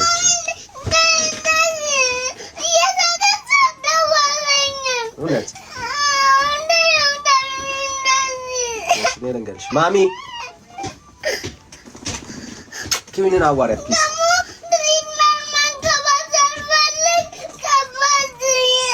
እውነት አይዞሽ። እሺ አም ሶሪ ጋይስ። እሺ እና አሁን ያ ማለት አሁን አይሰዋም። ኦኬ በየጊዜው የሚሰዋ ኢየሱስ የለንም ማለት ነው። አንዴ ተሰውቷል። አሁን መታየት ነው የምንለው። ስለኛ ምን ያደርግልናል? ይታይልናል። ኦኬ ስለኛ ምን ያደርግልናል? ይታይልናል። ኦልራይት ስለኛ ምን ያደርግልናል? ይታይልናል። ኦኬ ሶ የጌታ ስጋና ደም እና ራሱ አክቹዋል ስለኛ የፈሰሰው የክርስቶስ ኢየሱስ ስጋና ደም ልዩነቱ ይሄ ነው። ኦኬ ልዩነቱ ይሄ ነው። ምንድነው ያ ልዩነት ካልሽኝ? ኦኬ የጌታ ስጋና ደም ቁርባን ብላ ቤተክርስቲያን የምትሰጠው እሱ ለመታሰቢያ አድርጉት ነው የተባለው። ኦኬ ለመታሰቢያ አድርጉት ነው የተባለው። ምን ማለት ነው? አማናዊው ስጋና ደም ህይወት የሰጠበትን ስለኛ የተሰዋበትን እኛ ከኃጢአት ባርነት ነፃ የሆንበትን ያለ ደም ስርየት የሌለውን የተባለውን ያንን ስርየት ያገኘንበትን የክርስቶስ ኢየሱስን ደም ምን የምናደርግበት ነው? የምናስብበት መታሰቢያ የምናደርግበት። ስለዚህ ዕለት ዕለት የሚደረገው መታሰቢያው ነው ማለት ነው። ዕለት ዕለት የሚደረገው እሱ መታሰቢያው አክቹዋሉ እኛ ስልክ ስናምነው በክርስቶስ ኢየሱስ ደም ያገኘነው ህይወት አይደል? ይሄንን በበላችሁ ቀን ይሄን በልጣችሁ ቀን አይደል ሚለው ይሄንን የሚያወራው ያን አክቹዋሊ የሆነው ነገር አንደኛው ለዘላለም ህይወት ማግኛ ነው፣ አንደኛው ደግሞ መታሰቢያ ነው። ሶ ስጋና ደሙ ከወይንና ከቂጣ የተሰራው ባርኮ የሰጣቸው እሱ ለምንድን ነው? እሱ ለመታሰቢያ ነው የምናደርገው። ኦኬ በእምነት ግን የምንበላው የጌታ ስጋና ደም እሱ ምንድነው? እሱ የዘላለም ህይወት የምናገኝበት ነው። ለዚህ ነው ዮሐንስ ወንጌል ምዕራፍ 6 ላይ በግልጽ ይሄንን ሐሳብ የሚናገር። ኦኬ እሱ በእምነት ስናምነው ነው አይደለም? ያንን በላን የምንለው ማለት ነው። ኦፍ ኮርስ ጌታን ስናምን ነው ያንን ስጋና ደም በላን የምንለው። እና ታዲያ ስጋዬን ያልበላ ደሜን ያልጠጣ ያለው ይሄንን ማለት ነው፣ በእምነት የምናደርገውን ነው ማለት ነው። እሱ ነው እያወራ ያለው። ስጋዬን ያልበላ ደሜን ያልጠጣ የዘላለም ህይወት የለውም። ስለዚህ ኢየሱስን ያላመነ ሰው የዘላለም ህይወት የለውም። ባይዘው ዮሐንስ ወንጌል ምዕራፍ 1 ምዕራፍ 2 ላይ ምዕራፍ 3 ላይ ምዕራፍ 4 ላይ ምዕራፍ እያንዳንዱ በእግዚአብሔር ሐሳብ ላይ የምታየው ነገር ይሄ ነው። በልጁ ማመን በልጁ ማመን በልጁ ማመን በልጁ ማመን። ኦኬ የእግዚአብሔር ሐሳብ ሰዎች በልጁ አምነው የዘላለም ህይወት እንዲያገኙ ነው። የእግዚአብሔር ፈቃድ ይሄ ነው። ኦኬ ለምሳሌ ላሳይሽ፣ አንድ ላይ ላሳይሽ እንዴት እንደሆነ የእግዚአብሔር ሐሳብ በጣም ክሊር ስለሆነ ማለት ዮሐንስ 1 ላይ እንደዚህ ብሎ ይናገራል። 1:12 ላይ እንደዚህ ይላል። ከ11 ጀምር የእርሱ ወደ ሆነው ወገን መጣ፣ የገዛ ወገኖቹ ግን ማለትም አልተቀበሉትም። ለተቀበሉት ሁሉ ግን በስሙ ለሚያምኑት ለነርሱ የእግዚአብሔር ልጆች የሆኑ ዘንድ ስልጣን ሰጣቸው። ምን አይነት ስልጣን የሰጣቸው? የእግዚአብሔር ልጅነት ስልጣን። ምን ላረጉ ሰዎች? በልጁ በክርስቶስ ኢየሱስ ለሚያምኑ ሰዎች። ክርስትና ነው። ኦኬ። እግዚአብሔር አምላክ ሰዎች በልጁ በክርስቶስ ኢየሱስ አምነው የዘላለም ሕይወትን እንዲያገኙ ነው ልጁን የሰጠው። ኦኬ። ሌላ እግዚአብሔር የሰጠው ነገር የለም። ስለዚህ የእግዚአብሔር ሐሳብ ግልጽ በሆነ ሐሳብ የሚናገረው ምንድነው? እሱ በልጁ የሚያምን የዘላለም ሕይወት አለው። ኦኬ። ክርስትና ይሄ ነው። የምናየው ይሄ ነው። የእግዚአብሔር ልጅ ኢየሱስ ክርስቶስን ሰው ሲያምን የእግዚአብሔር ልጅነትን ያገኛል ማለት ነው። ኦኬ። ክርስትና ይሄ ነው። ቃሉ ላይ የሚያወራው ሐሳብ ይሄ ነው። ሰዎች ሚስ የሚያደርጉት ነገር ስላለ ነው ይሄንን ማሰሽ። ለምሳሌ ዮሐንስ ወንጌል ምዕራፍ 2 ላይ ምንድነው የምታየው? ዮሐንስ ወንጌል ምዕራፍ 2 ላይ በተደረገው በዛ ተአምራት ሰዎች በማን አመኑ ካልሽ በእግዚአብሔር ልጅ በክርስቶስ ኢየሱስ ነው ያመኑት። ቁጥር 11 ላይ እንደዚህ ይላል፣ ኢየሱስም ይህንን ምልክቶች በመጀመሪያ በገሊላ ቃና አደረገ፣ ክብሩንም ገለጠ፣ ደቀ መዛሙርትም በእርሱ አመኑ ነው የሚለው። የተደረገው ተአምር የሚገርም ነው። ኢዚ አይደለም። ባይዘው ውሃን ወደ ወይን የቀየረው ያው የሚጣፍጥ ወይን አድርጎ። ኦኬ። ግን በዛ ተአምራት ውስጥ ማንን አመኑ ነው የሚለው? ኢየሱስን አመኑ ነው የሚለው። ምዕራፍ 2 የሚያወራው ስለ ኢየሱስ ነው። ኮር ፖይንቱ ኢየሱስ። ብዙ ሰዎች ተነስተዋል። አዎ ማርያም ተነስታለች፣ ቃና ተነስቷል፣ ደቀ መዛሙርት ተነስተዋል። ግን ዋና ሐሳቡ በክርስቶስ ኢየሱስ አመኑ ነው። ኦኬ። 3 ላይ የምናነሳው ሐሳብ ይሄ ነው። 3 ላይ ያለው ሐሳብ ኒቆዲሞስ የሚባል ሰው ይመጣል። ኢየሱስን ይጠይቀዋል። ሰው እንዴት ነው ዳግም የሚወለደው? ምን ማለት ነው? የዘላለም ሕይወት የሚያገኘው እንዴት ነው ብሎ ይጠይቀዋል። ሰው ከዋና ከመንፈስ ካልተወለደ በቀር የእግዚአብሔር መንግሥት ሊያይ አይችልም ይለዋል። ቁጥር 9 ላይ እንደዚህ ብሎ ይጠይቀዋል። ኒቆዲሞስን መልሶ ይህ እንዴት ሊሆን ይችላል አለው። ከመንፈስ መወለድ ማለት ምን ማለት ነው? ሰው እንዴት ነው ከመንፈስ የሚወለደው ብሎ ይጠይቀዋል። ቁጥር 9 ላይ የጌታ መልስን ስሚ። እንዴት ነው ሰው ዳግም የሚወለደው? የዘላለም ሕይወት የሚያገኘው እንዴት ነው? ምዕራፍ 1 ላይ ምን ብለን ነበር ያነበብነው? ሰው ዳግም የሚወለደው እንዴት ነው አለን? ከእግዚአብሔር የሚወለደው ከውሃና ከመንፈስ። ምዕራፍ 1 ላይ በእርሱ የሚያምን ኢየሱስን ማመንና መቀበል። ዮሐንስ ምዕራፍ 1 ላይ የሰበከውን ስብከት ነው እዚህ ጋርም ዳግም ያንን እውነት የምናየው ጌታ ሲናገር። ኦኬ። ምዕራፍ 3 ላይ የተለየ አዲስ የመዳኛ መንገድ የለም። ምዕራፍ 1 ላይ ኢየሱስን ያመነ ጌታን የተቀበለ ሰው የእግዚአብሔር ልጅ ይሆናል ብሎ የሰበከው ስብከት እዚህ ጋር ክሊርሊ ተነግሯል። ዳግም መወለድ ማለት ከእግዚአብሔር ልጅ የእግዚአብሔር ልጅነትን ማግኘት የዘላለም ሕይወትን መቀበል ማለት ነው። ሌላ ትርጉም የለውም። ኦኬ። ሪቦርን ማድረግ ማለት ነው። ስለዚህ ይሄ ዳግም መወለድ በምዕራፍ 2 ላይ እንዴት እንደሚከናወን ጌታ ሲናገር እንደዚህ ይላል፣ በእርሱ የሚያምን ሁሉ የዘላለም ሕይወት እንዲኖረው እንጂ እንዳይጠፋ እግዚአብሔር አንድያ ልጁን ሲሰጥ ዓለምን እንዲሁ ወዷልና ይላል። ስለዚህ በምዕራፍ 3 ላይም ሰዎች የእግዚአብሔር ልጅ የሚሆኑት በእግዚአብሔር ልጅ በክርስቶስ ኢየሱስ በማመን ነው። ሌላ የሚታመን አዲስ ነገር የለም። ኦኬ። ሌላ አዲስ ነገር የለም። በማን? በክርስቶስ ኢየሱስ ማመን። ቁጥር 17 ላይ ዓለም በልጁ እንዲድን ነው እንጂ በዓለም እንዲፈርድ እግዚአብሔር ወደ ዓለም አላከው የሚልና ቁጥር 18 ላይ እንደዚህ ብሎ ይዘጋዋል፣ በእርሱ በሚያምን አይፈረድበትም። አለቀ። በማን? በክርስቶስ ኢየሱስ የሚያምን የማይፈረድበት ምን አይነት ሰው ነው ካልን ከእግዚአብሔር የተወለደ ሰው፣ ዳግም የተወለደ ሰው፣ የዘላለም ሕይወት ያገኘ ሰው እሱ አይፈረድበትም። ለምንድን ነው የማይፈረድበት ካልን በእግዚአብሔር ልጅ በክርስቶስ ኢየሱስ ስላመነ። ቁጥር 36 ላይ ምዕራፍ 3ን ሲጨርስ እንደዚህ ብሎ ነው የሚዘጋው፣ በልጁ የሚያምን የዘላለም ሕይወት አለው። አለቀ። አዲስ የመዳኛ መንገድ ጨምሯል እዚህ ውስጥ? በፍጹም። ኦኬ። በፍጹም።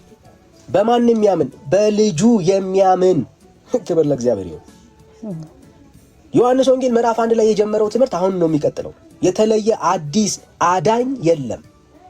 ኦኬ ኢየሱስ በምንም አይለወጥም። የእግዚአብሔር ዕቅድ ይሄ ነው። እግዚአብሔር አንድያ ልጁን እስኪሰጥ ድረስ ዓለምን እንዲሁ ወዷል ብሎ እዛ ጋር አላቆመም። ዓለም የሚድነው ግን በዚህ በተሰጠው በልጁ እንዲያምን ነው የሚለው መጽሐፉ። ስለዚህ እግዚአብሔር አምላክ አዲስ የሆነ ማቴሪያል ነገር አልሰጠንም ከልጁ በስተቀር። ውሃ አልተሰጠም፣ ቂጣና ወይን አልተሰጠም፣ ዘይት አልተሰጠም። አለቀ። የመዳን ተስፋ ከተነሳ እግዚአብሔር ልጁን ኢየሱስ ክርስቶስን ብቻ ነው የሰጠው። ልጁ እንዴት ነው የሚገኘው ካልን በማመን ነው። ከዛ ውጭ ሌላ የመዳኛ መንገድ እግዚአብሔር አምላክ የለውም። ወንጌል ላይ የተቀመጠው ኢየሱስ ይሄ ነው። ኦኬ። ስለዚህ መጽሐፍ ቅዱስ ላይ ያለው ሐሳብ በልጁ በክርስቶስ ኢየሱስ አምነን የዘላለም ሕይወት እንድናገኝ ነው መጽሐፉ የሚናገረው የሚመሰክረው። ስለዚህ ግልጽ የሆነ ትምህርት ነው ያለው። በኢየሱስ እመኑ ነው ምንለው። ለዛሬ ምንለው ባይዘዌ ለዚህ ነው በኢየሱስ እመኑ ነው ምንለው። ይብላሳይሽ ለምሳሌ ቁጥር ምዕራፍ 4 ላይ እንሂድ እንዲሁ ሐሳቡን እንድትረዱ ያክል። ምዕራፍ 4 ላይ አንዲት ሴት ነው የምታገኘው። ኦኬ ያቺ ሳማርቲያ ሴት ከጌታ ጋር ዲል ታደርጋለች፣ ታወራለች ምናምን። ከዛ ጌታ ይነግራታል ጉዷን። ከዛ ትሄዳለች። እሷ ጋር ብቻ አልቀረም። ይሄ ነገራት አዳኙ መሲሁ ኢየሱስ እንደሆነ ስትረዳው ትሄድና ትነግራቸዋለች ለከተማው ሕዝብ። ግልብጥ ብሎ ይመጣል። ከዛ ኢየሱስ ለእነሱም ይነግራቸዋል። ቁጥር 42 ላይ እንደዚህ ይላል፣ ሴቲቱንም አሁን የምናምን ስለ ቃልሽ አይደለም። እሺ ሶሪ ጋይስ ስልኬ ስለማይታይ ነው። እንደዚህ ባደረግም አይታያችሁም፣ ለዛ ነው። ኦኬ አንደርስታንድ አድርጉኝ። ስልኬ ስለማይታይ ነው፣ ምንም ለውጥ የለውም። እና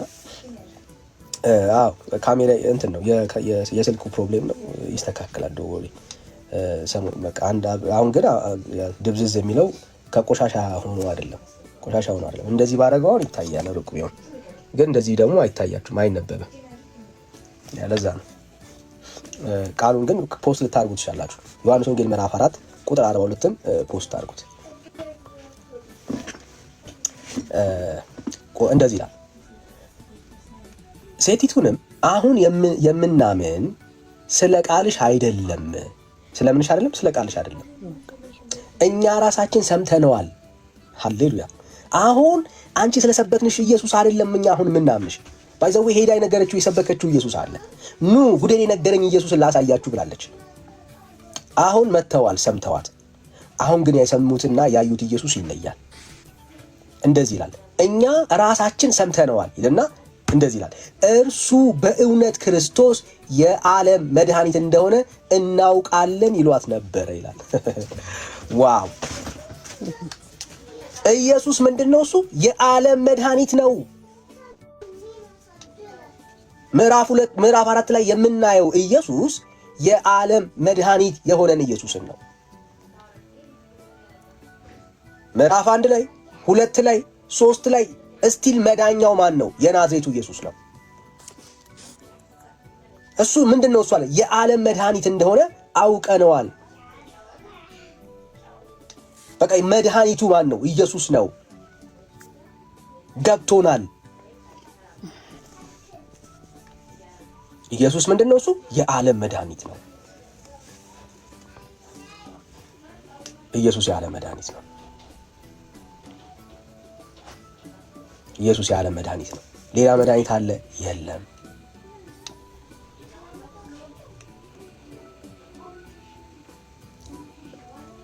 ምዕራፍ 5 ላይ ብዙ ሚራክል አድርጓል። ምዕራፍ 5 ላይ በጣም የሚገርመኝ ቃል አለ። ቁጥር 20 አብ ወልድን ይወዳልና የሚያደርገውን ሁሉ ያሳየዋል፣ እናንተም ትደነቁ ዘንድ ከዚህ የሚበልጥ ስራ ያሳየዋል። እና ቁጥር 21 ላይ በደምብ ስሙ።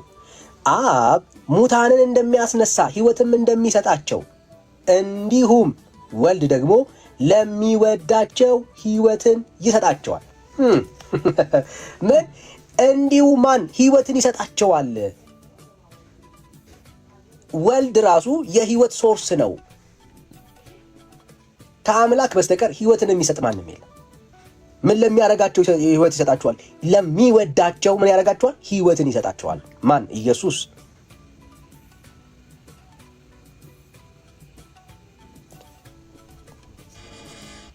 ቁጥር 23-24 ሰዎች ሁሉ አብን እንደሚያከብሩ ወልድን ያከብሩት ዘንድ ፍርድን ሁሉ ለወልድ ሰጠው እንጂ አብ በአንድ ሰው እንኳን አይፈርድም። ወልድንም የማያከብር የላከውን አብ አያከብርም።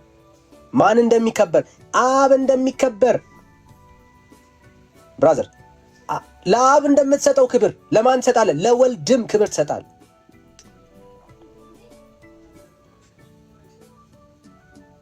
ቁጥር 24 ላይ እውነት እውነት እላችኋለሁ ቃሌን የሚሰማ የላከኝንም የሚያምን የዘላለም ሕይወት አለው ይልና ከሞት ወደ ሕይወት ተሻገረ እንጂ ወደ ፍርድ አይመጣም። ኢየሱስን የሚሰማ ሰው ከሞት ወደ ሕይወት ተሻግሯል እንጂ ወደ ፍርድ አይመጣም። አዳኙ ማን ነው? በዚህ ክፍል ላይ ኢየሱስ። ቁጥር 25 ላይ እውነት እውነት እላችኋለሁ ሙታን የእግዚአብሔርን ልጅ ድምፅ የሚሰሙበት ሰዓት ይመጣል፣ እርሱም አሁን ሆኗልና የሚሰሙትም በሕይወት ይኖራሉ። ማንን የሚሰሙት? ኢየሱስን የሚሰሙት ምን ያደርጋሉ? በሕይወት ይኖራሉ። በሕይወት ይኖራሉ። ሂዝ አወር ጋድ። በሕይወት ይኖራሉ። ስለ ኢየሱስ ነው የሚያወራው። ምዕራፍ 6 አዲስ አዳኝ አለ? በምዕራፍ 6 ላይ የለም። ምዕራፍ 6 ላይ እያወራ ያለው ይህንን ነው። ትላንትና ተአምር ሰራ፣ አሳያቸው። 5000 ሕዝብ መገበ። 5 የገብስ እንጀራ 2 ዓሣ የያዘ ብላቴና በዚህ ያለ አሉት። ያንን ምግብ ባረከላቸው። ከዛ 5000 ሕዝብ ተመገበ። ከዛ በኋላ በማግስቱ እነኛ ሕዝቦች ደግመው ተራቡ፣ ተጠሙ። ስለዚህ ትላንትና ያበላቸውን ያጠጣቸውን ያንን ኢየሱስን ዛሬ መፈለግ ጀመሩ።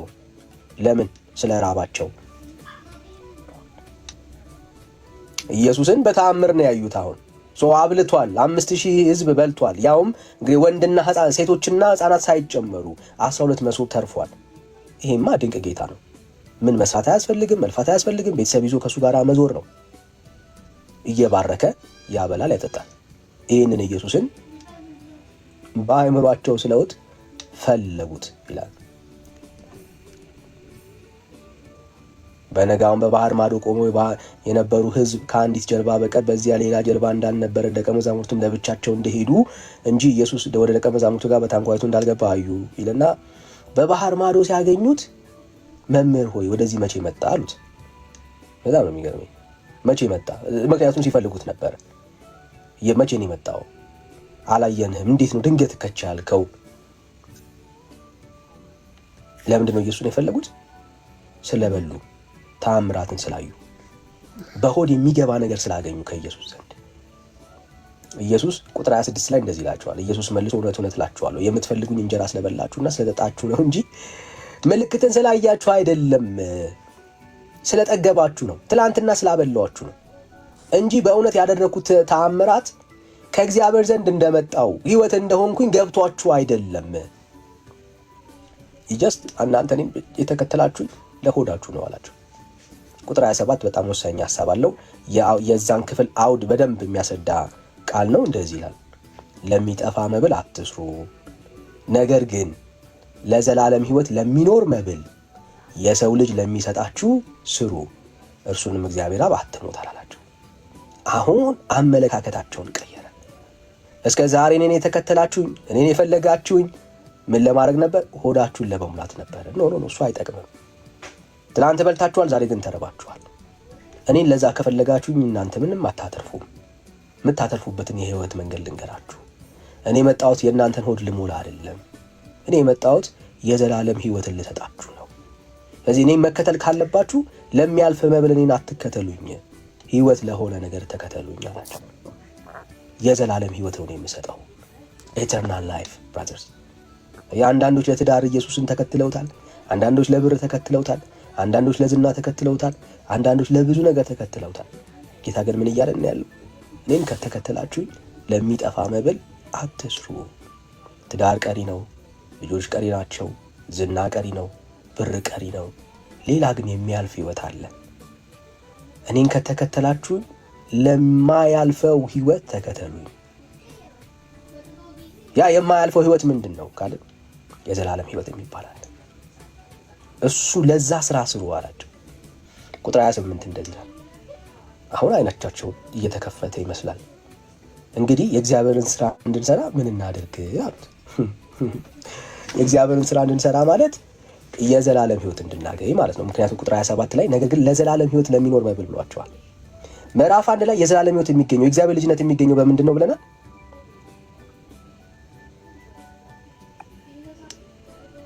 ኢየሱስን በማመን አይደል?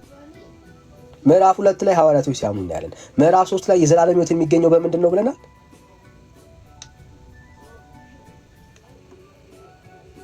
ኢየሱስን በማመን። ምዕራፍ 4 ላይ እሱ የዓለም መድኃኒት እንደሆነ የተረዱት የዘላለም ህይወት እንደሚሰጥ ያመኑት ማንን ነው? ኢየሱስን ያመኑት። ምዕራፍ 5 ላይ ያየነው ማን ነው ህይወት የሚሰጠው? ኢየሱስ ነው ህይወት የሚሰጠው። ምዕራፍ 6 ላይም ተመሳሳይ ነው። ሌላ አዲስ ወንጌል አይመጣም። አዲስ ወንጌል የለም ብራዘርስ፣ አዲስ ወንጌል የለም። ያ ወንጌል ነው ምዕራፍ 6 ላይ የቀጠለው። ምዕራፍ 6 ላይ የዘላለም ህይወት የሚገኘው በምን እንደሆነ ሲነግራቸው ቃል በቃል እንስማ። እንዲሁ የእግዚአብሔርን ስራ እንድንሰራ ምን እናደርግ አሉት። ቁጥር 29 ኢየሱስ መልሶ ይህ የእግዚአብሔር ስራ እርሱ በላከው እንድታምኑ ነው አላቸው። ሃሌሉያ። በቃ አለቀ። የእግዚአብሔር ስራ የዘላለም ህይወት የሚያሰጠው ያ ስራ በእግዚአብሔር ልጅ በክርስቶስ ኢየሱስ ማመን ነው። አይገርምም? አዎ፣ የተለየ ነገር የለውም። ከምዕራፍ 1 ጀምሮ የሚነሳው አዳኝ የሆነው ኢየሱስ ምዕራፍ 6 ላይ ታገኙታላችሁ። ምዕራፍ 1 ላይ የተሰበከው ወንጌል ምዕራፍ 2 ላይ ቀጥሏል፣ ምዕራፍ 3 ላይ ቀጥሏል፣ ምዕራፍ 4 ላይ ቀጥሏል፣ ምዕራፍ 5 ላይ፣ ምዕራፍ 6 ላይ የሚያው ኢየሱስ ነው። ብራዘር፣ የሚሰበክ አዲስ ቂጣና ወይን የለም የለም። ምዕራፍ 6 ላይ ምን አለ? በእኔ እመኑ ምን ታገኛላችሁ? የዘላለም ህይወት ታገኛላችሁ። እንግዲያውስ አንተን አይተን እንድናምን ምን ምልክት ታደርጋለህ?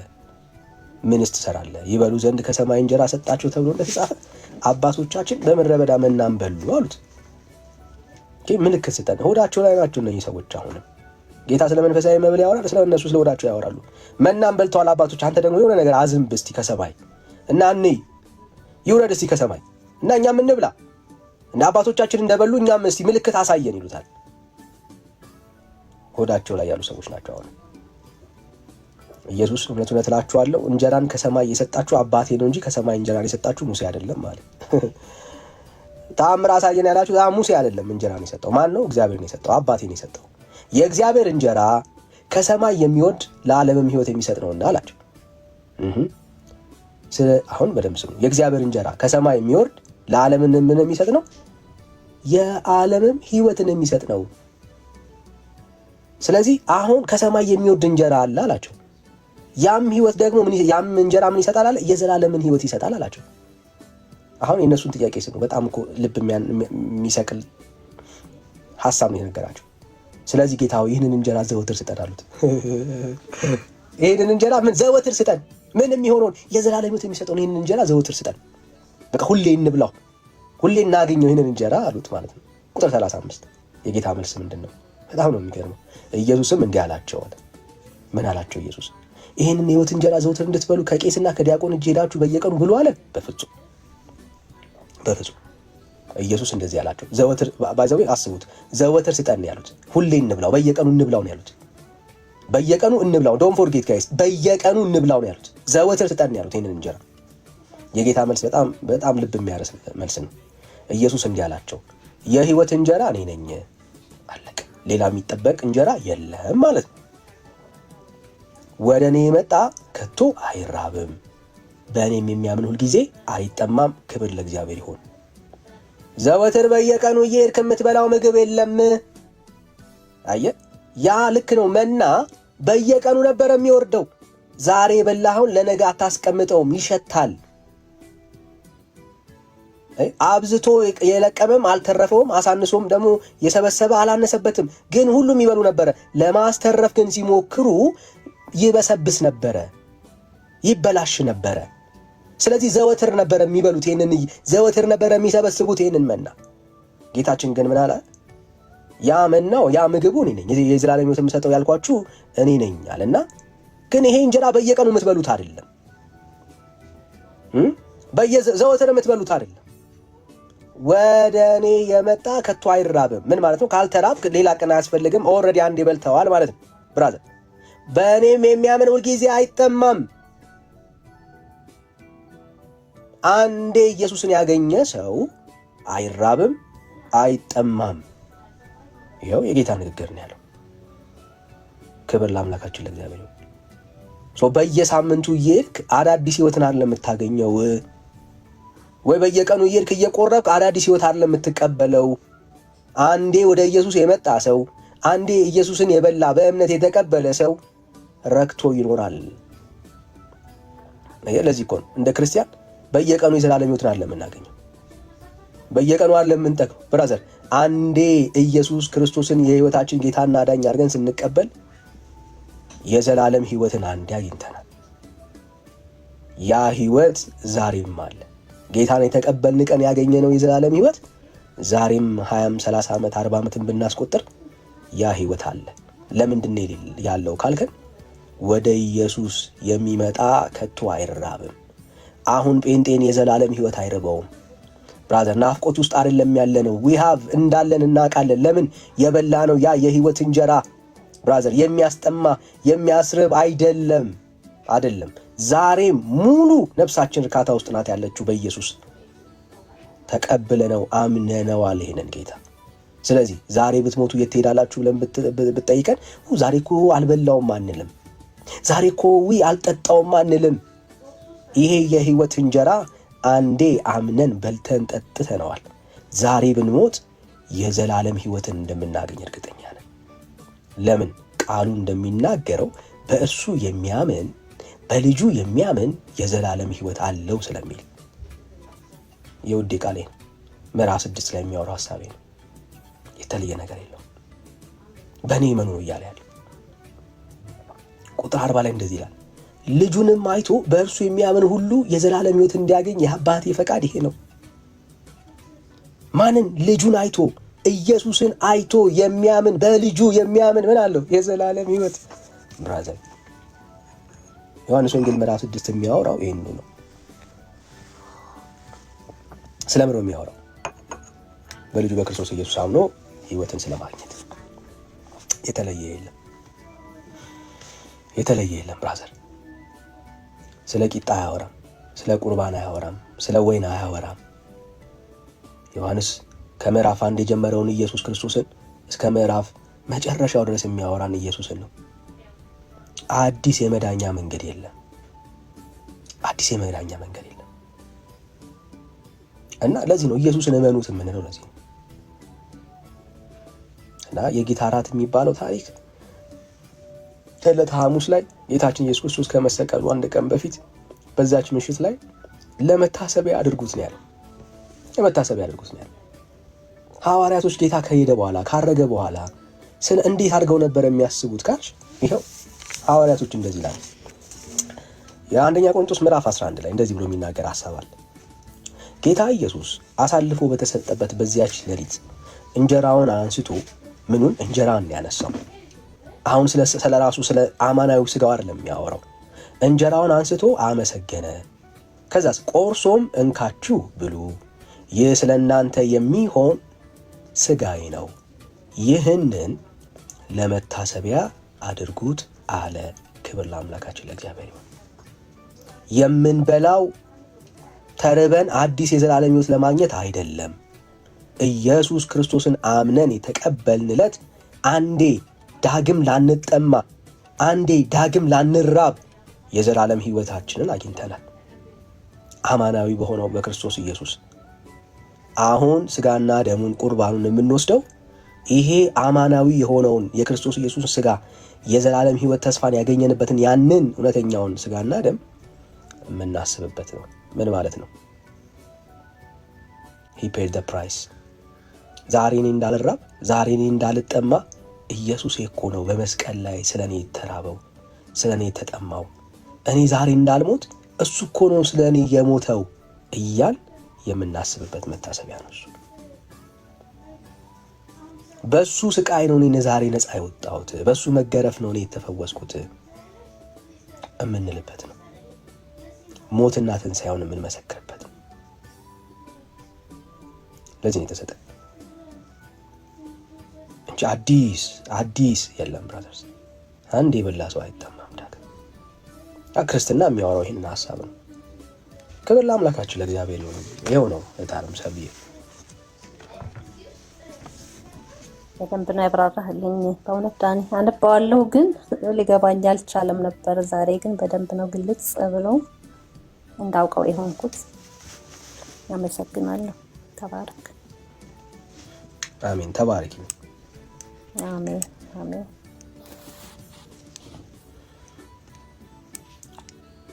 እሺ እውነትን ነው የሚለው። ሰላም ሳይለንት በፍቅር እንነጋገር። ከየት ቤተ እምነት ነው?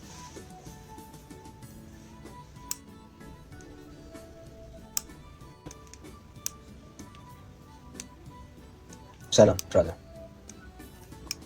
ሚዩት ነው እያወራ ከሆነ ምናልባት። እሺ ዳንያ ያወራው ነገር ስህተት ነው የሚለው ኦርቶዶክሳዊ ካለ መግባት ይችላል።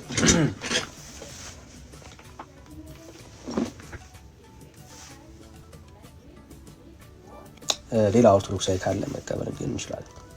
ሌላ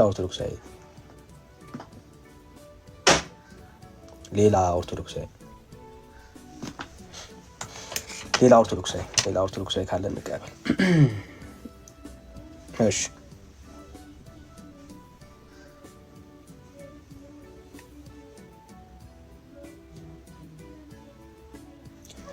እሺ ሰላም ሄሉ እንዴት ነሽ?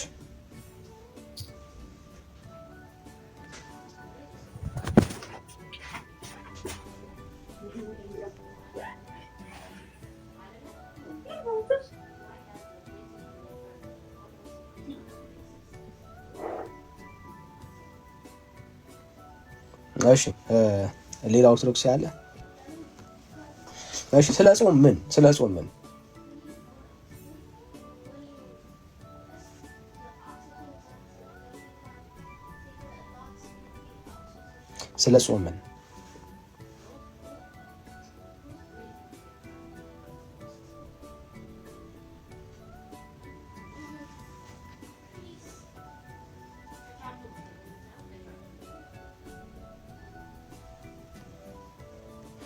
እሺ መጾም ባይዘው የጌታ ትእዛዝ ነው።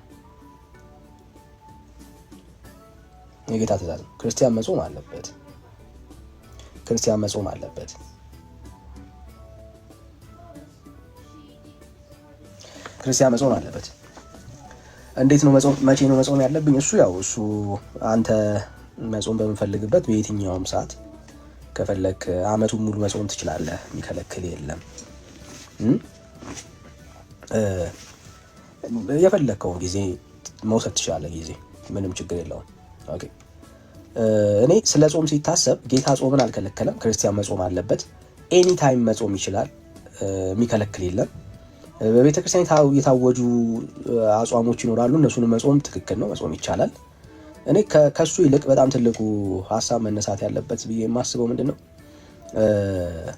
እንዴት እንጾም ነው። እንዴት እንጾም ላይ ነው እኔ መነጋገር ያለብን ብዬ ነው የማስበው። ምክንያቱም ክርስቲያን መጾም እንዳለበት ሁላችን የምናምነው ጉዳይ ስለሆነ ማለት ጾም፣ ጸሎት መጽሐፍ ቅዱስ ውስጥ ያለ ትምህርት ነው።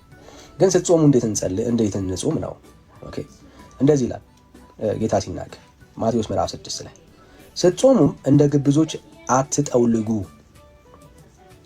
ኦኬ ለሰዎች እንደ ጦመኛ ሊታዩ ፊታቸውን ምን ያደርጋሉ? ያጠፋሉና እውነት እላቸዋለሁ ዋጋቸውን ተቀብለዋል። አንተ ግን ስትጾም በስውር ላለው አባትህ እንጂ እንደ ጦመኛ ለሰዎች እንዳትታይ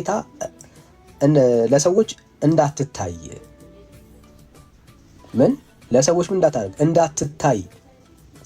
እንዳትታይ በስውር ላለው አባትህ እንጂ እንደ ጦመኛ ለሰዎች እንዳትታይ ራስህን ተቀባ፣ ፊትህንም ታጠብ፣ በስውር የሚያይህ አባትህ በግልጥ ይከፍልሃል ነው የሚለው። በቃ ጴንጤ መጾም ካለበት እንደዚህ ነው መጾም ያለበት። በዛን ዘመን የነበረው የጾም ፕሪንሲፕል ነው። መጾማቸውን ሰው እንዲያቅላቸው ኦኬ ምን አድርገው አስነግረው ፊታቸው ጠውልጎ ረጅም መፋቂያ ይዘው። በዚህ ዘመን ፈሪሳውያን አሉ አይደል? አሉ እኮ ፈሪሳውያን አሉ በዚህ ዘመን ዛሬም አሉ። ኦኬ ዛሬ እኔ ጾመኛ ነኝ ይላል ገና ከሩቅ ስታየው ማለት ነው። ፊታቸውን አጠውልገው። ጌታ ግን ምን አለ? ተቀባ፣ ጾመኛ አትምሰል። ስትገባ ስትጾም በጓዳህ ጾም አድርገው። አንተና ጌታ ብቻ የምታውቀው ጉዳይ አድርገው። አታስነፋ መለከት። ለአንድ ነገር ሁለቴ አይከፈልም። ባይዘው ሁሌ ነው የምንለው፣ ለአንድ ነገር ሁለቴ አይከፈልም። ስለዚህ በሰው ፊት ላይ የመጾምህን ዋጋ ከተቀበልከው ከሰው ዘንድ ኦልሬዲ ተቀብለሃል። ከጌታ ዘንድ ምንም አትጠብቅ። ወይ ደግሞ ከሰው ፊት ተሰወርና ዋጋህን ከሰው ዘንድ ሳትቀበል ከጌታ ዘንድ ይሁንልህ ዋጋ። ካለዛ ማጭበርበር ነው። ከሰውም ከእግዚአብሔርም ዘንድ መቀበል ማጭበርበር ነው አንድ ነገር። ስለዚህ ቹዝ ዩር ቤስት ብራዘር፣ ምርጫህን ውሰድ። ከሰዎች ዘንድ ታይተህ ተሞግሰህ ዋው ይሄ እኮ ይጾማል ይሄ እኮ ይጸልያል ተብለህ ከምታገኘው ክብር ይልቅ እግዚአብሔር አምላክ በስውር አድርገው ለሱ ፊት ብቻ አድርገው ተቀበል ነው እያለ ያለው ጌታ። ለኛ የጌታ ይሻለናል አይደል? አዎ ሰዎች እንደማንጾም አስበውን ሰዎችን አንተማ አይደለም ብለውን፣ እግዚአብሔር ግን አምላካችን ጾማችንን የጸለይንበትን ርዕስ የሚመልስልን ጌታ ስለሆነ እሱ ለኛ ያዋጣናል።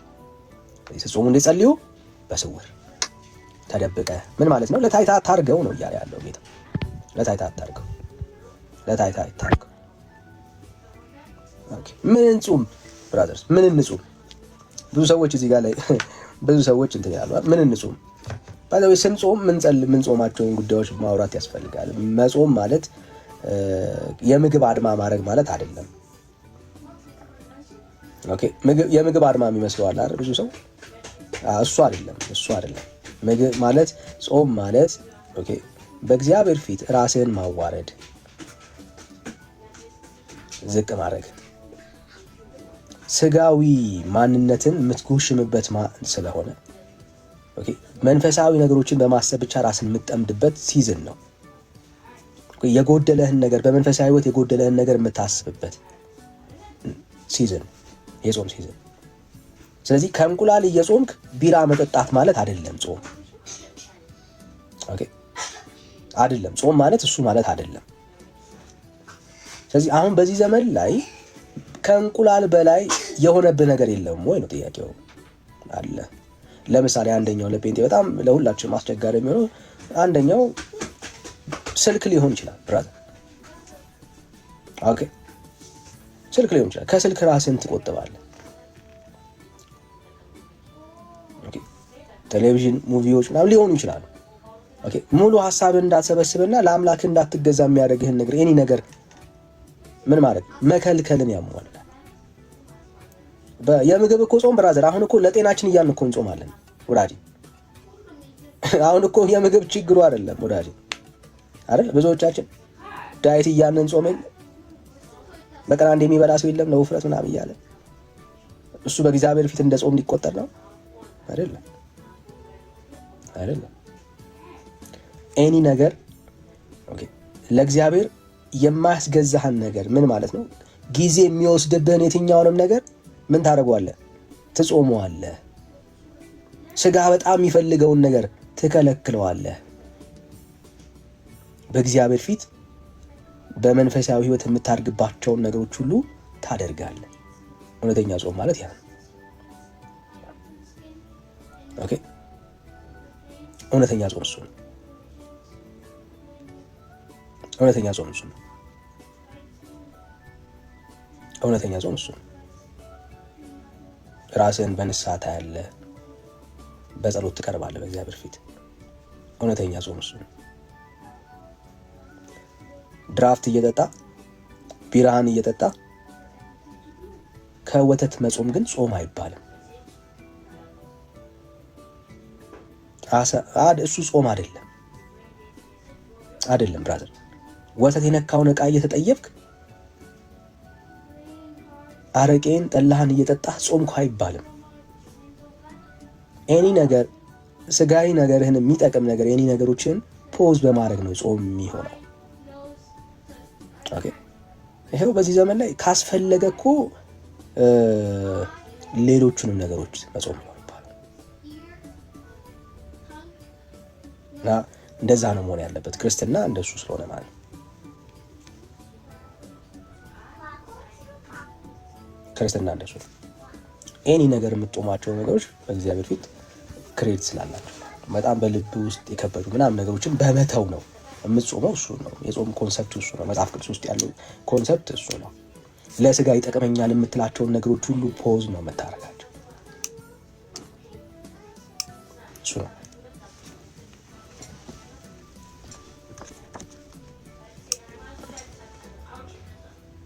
ጆይ አን እኮ ለምን ስድብ እንደሚመስል አላውቅም እንዴ።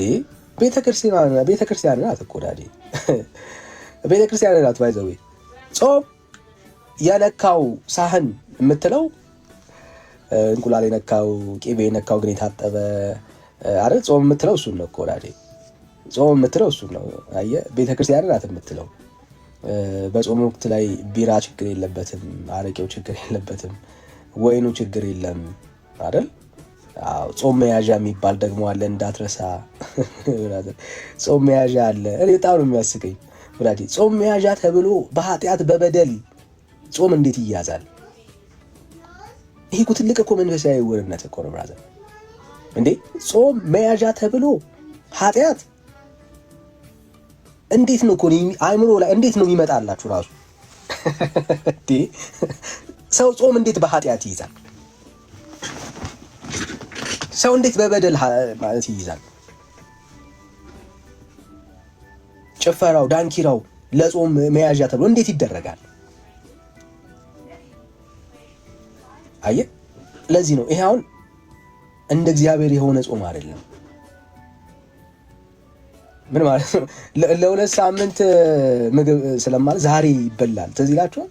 ጾም ሲገባ ባይዘው ስጋ ቤቶች ይጨናነቃሉ። ነገ ሊገባ ከሆነ ዛሬ ስጋ ቤት ይጨናነቃል። በተለይ 3 ቀን ሳምንት ምናምን የምትጾም ጾሞችን ያዋቸው ስጋ ቤት ጭንቅንቅ ነው፣ ቦታ የለም። ለምን? ጾም መያዣ ይባላል። ብራዘር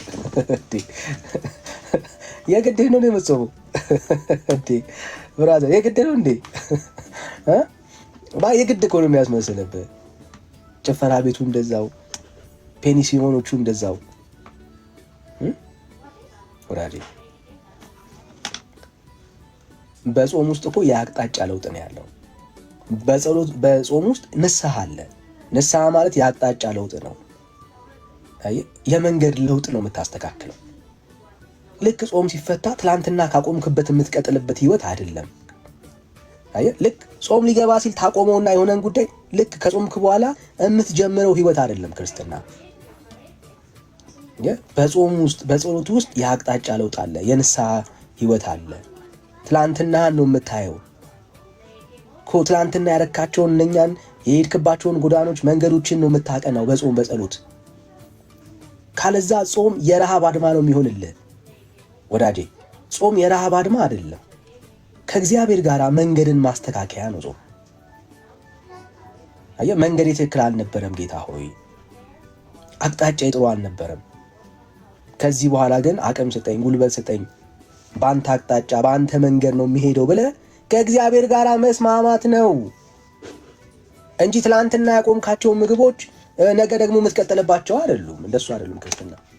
ወይ የኔ ፍቅር ድግመት ቴንኪው ነው ቆንጆ። እስካሁን ድረስ ኩኪሱን አልበላክም? በልቼዋለሁ የኔ ፍቅር። ውድኩስት ሲጣፍጥ ቴንኪው ነው ቆንጆ። ስዊት ነው። ስሙ ኦሪዮ ነው። ኦሪዮ ብቻ ግን ይሄን በላክበታ? የኔ ፍቅር እና እንደሱ አናድርግ። ኦኬ የረሃብ አድማ አታርጉት። አሁን እቺ ቤተክርስቲያን እኮ በአመት ውስጥ ይሄን ያክል የጾም ጊዜ አላቸው። ብራዘር ያስቃል። ብራዘር ወዳጄ በሰላም ነው ብራዘር። ማለት ከስጋ መቆም ስጋ አለማብላት እኮ አይደለም ጾም ማለት። ከእንቁላል መታቀብ ማለት አይደለም ጾም አይደለም ብራዘር አይደለም። በጾም ውስጥ የሚይዛቸው ኮር ፖይንቶች አሉ። የመጀመሪያው ሐሳብ መንገድን ማስተካከል ነው። በጾም ውስጥ አቅጣጫን ማቅናት ነው። ጸጋን መቀበያ መንገድ ነው። ኃይል መቀበያ ነው ከእግዚአብሔር። ስለዚህ ጾም ጸልየ ስትወጣ አየህ ኃይል ታጥቀ ነው የምትወጣው። ጉልበት አግኝተ ነው የምትወጣው። ከእግዚአብሔር ጋር ተስማምተ የአቅጣጫ ለውጥ አድርገ ነው የምትወጣው። ካለዛ ግን የምግብ አድማ ነው የሚሆነው። እና ጾም የሚጸልየው ከዚህ አንጻር ነው፣ የሚጾመው ከዚህ አንጻር ነው ለማለት ያክል ነው። እሺ እንቀጥላለን። ሌላ ሀሳብ ካላችሁ ግን መወያየት እንችላለን፣ ማንሳት መነጋገር እንችላለን። ኦርቶዶክሳውያን ካላችሁ ብትገቡ ትችላላችሁ፣ እንቀበላችኋለን። ቴንኪዩ ጋይስ፣ በቀንነት የምትሰሙን ኦርቶዶክሳውያን ስላላችሁ ቴንኪዩ፣ ተባረኩ። በደንብ ስሙን፣ ጥሩ ነው። አንድ ቀን ጌታ በሕይወታችሁ ድንቅ ያደርጋል፣ አምናለሁ። እሺ ሰላም ድንበሩ፣ እንዴት ነህ ድንበሩ? ሰላም ይሰማል ድንበሩ? እሺ ለበሻ ነው የሚለው። ሰላም ልብሻ። ሰላም ታለም ወይ ወንድሜ፣ ሰላም ነው።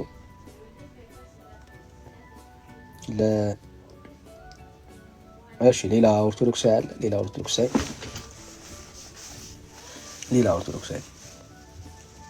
እሺ እናንተ ግን ለምንድን ነው የምትጾሙት? እስቲ ኦርቶዶክሳውያን እንጠይቃችሁ፣ ለምንድን ነው የምትጾሙት? በቅንነት እስቲ ለምንድን ነው የምትጾሙት? የምትጾሙበትን ቤተክርስቲያን ጾሙ ሳለቻችሁ ነው የምትጾሙት? የሚገርመው ግን መጽሐፍ ውስጥ የታወጁ ጾሞች፣ በአብዛኛው ጾሞች ምክንያት አላቸው። ዊዝ ሪዝን ነበረ ሲታወጅ የነበረው አይደል? በምክንያት ነበር። እናንተ ለምን ነው የምትጾሙት? ስለታወጀ የጾም ወቅት ስለሆነ እቤት ምግብ ስለማይሰራ ለምንድን ነው የምትጾሙት እናንተ?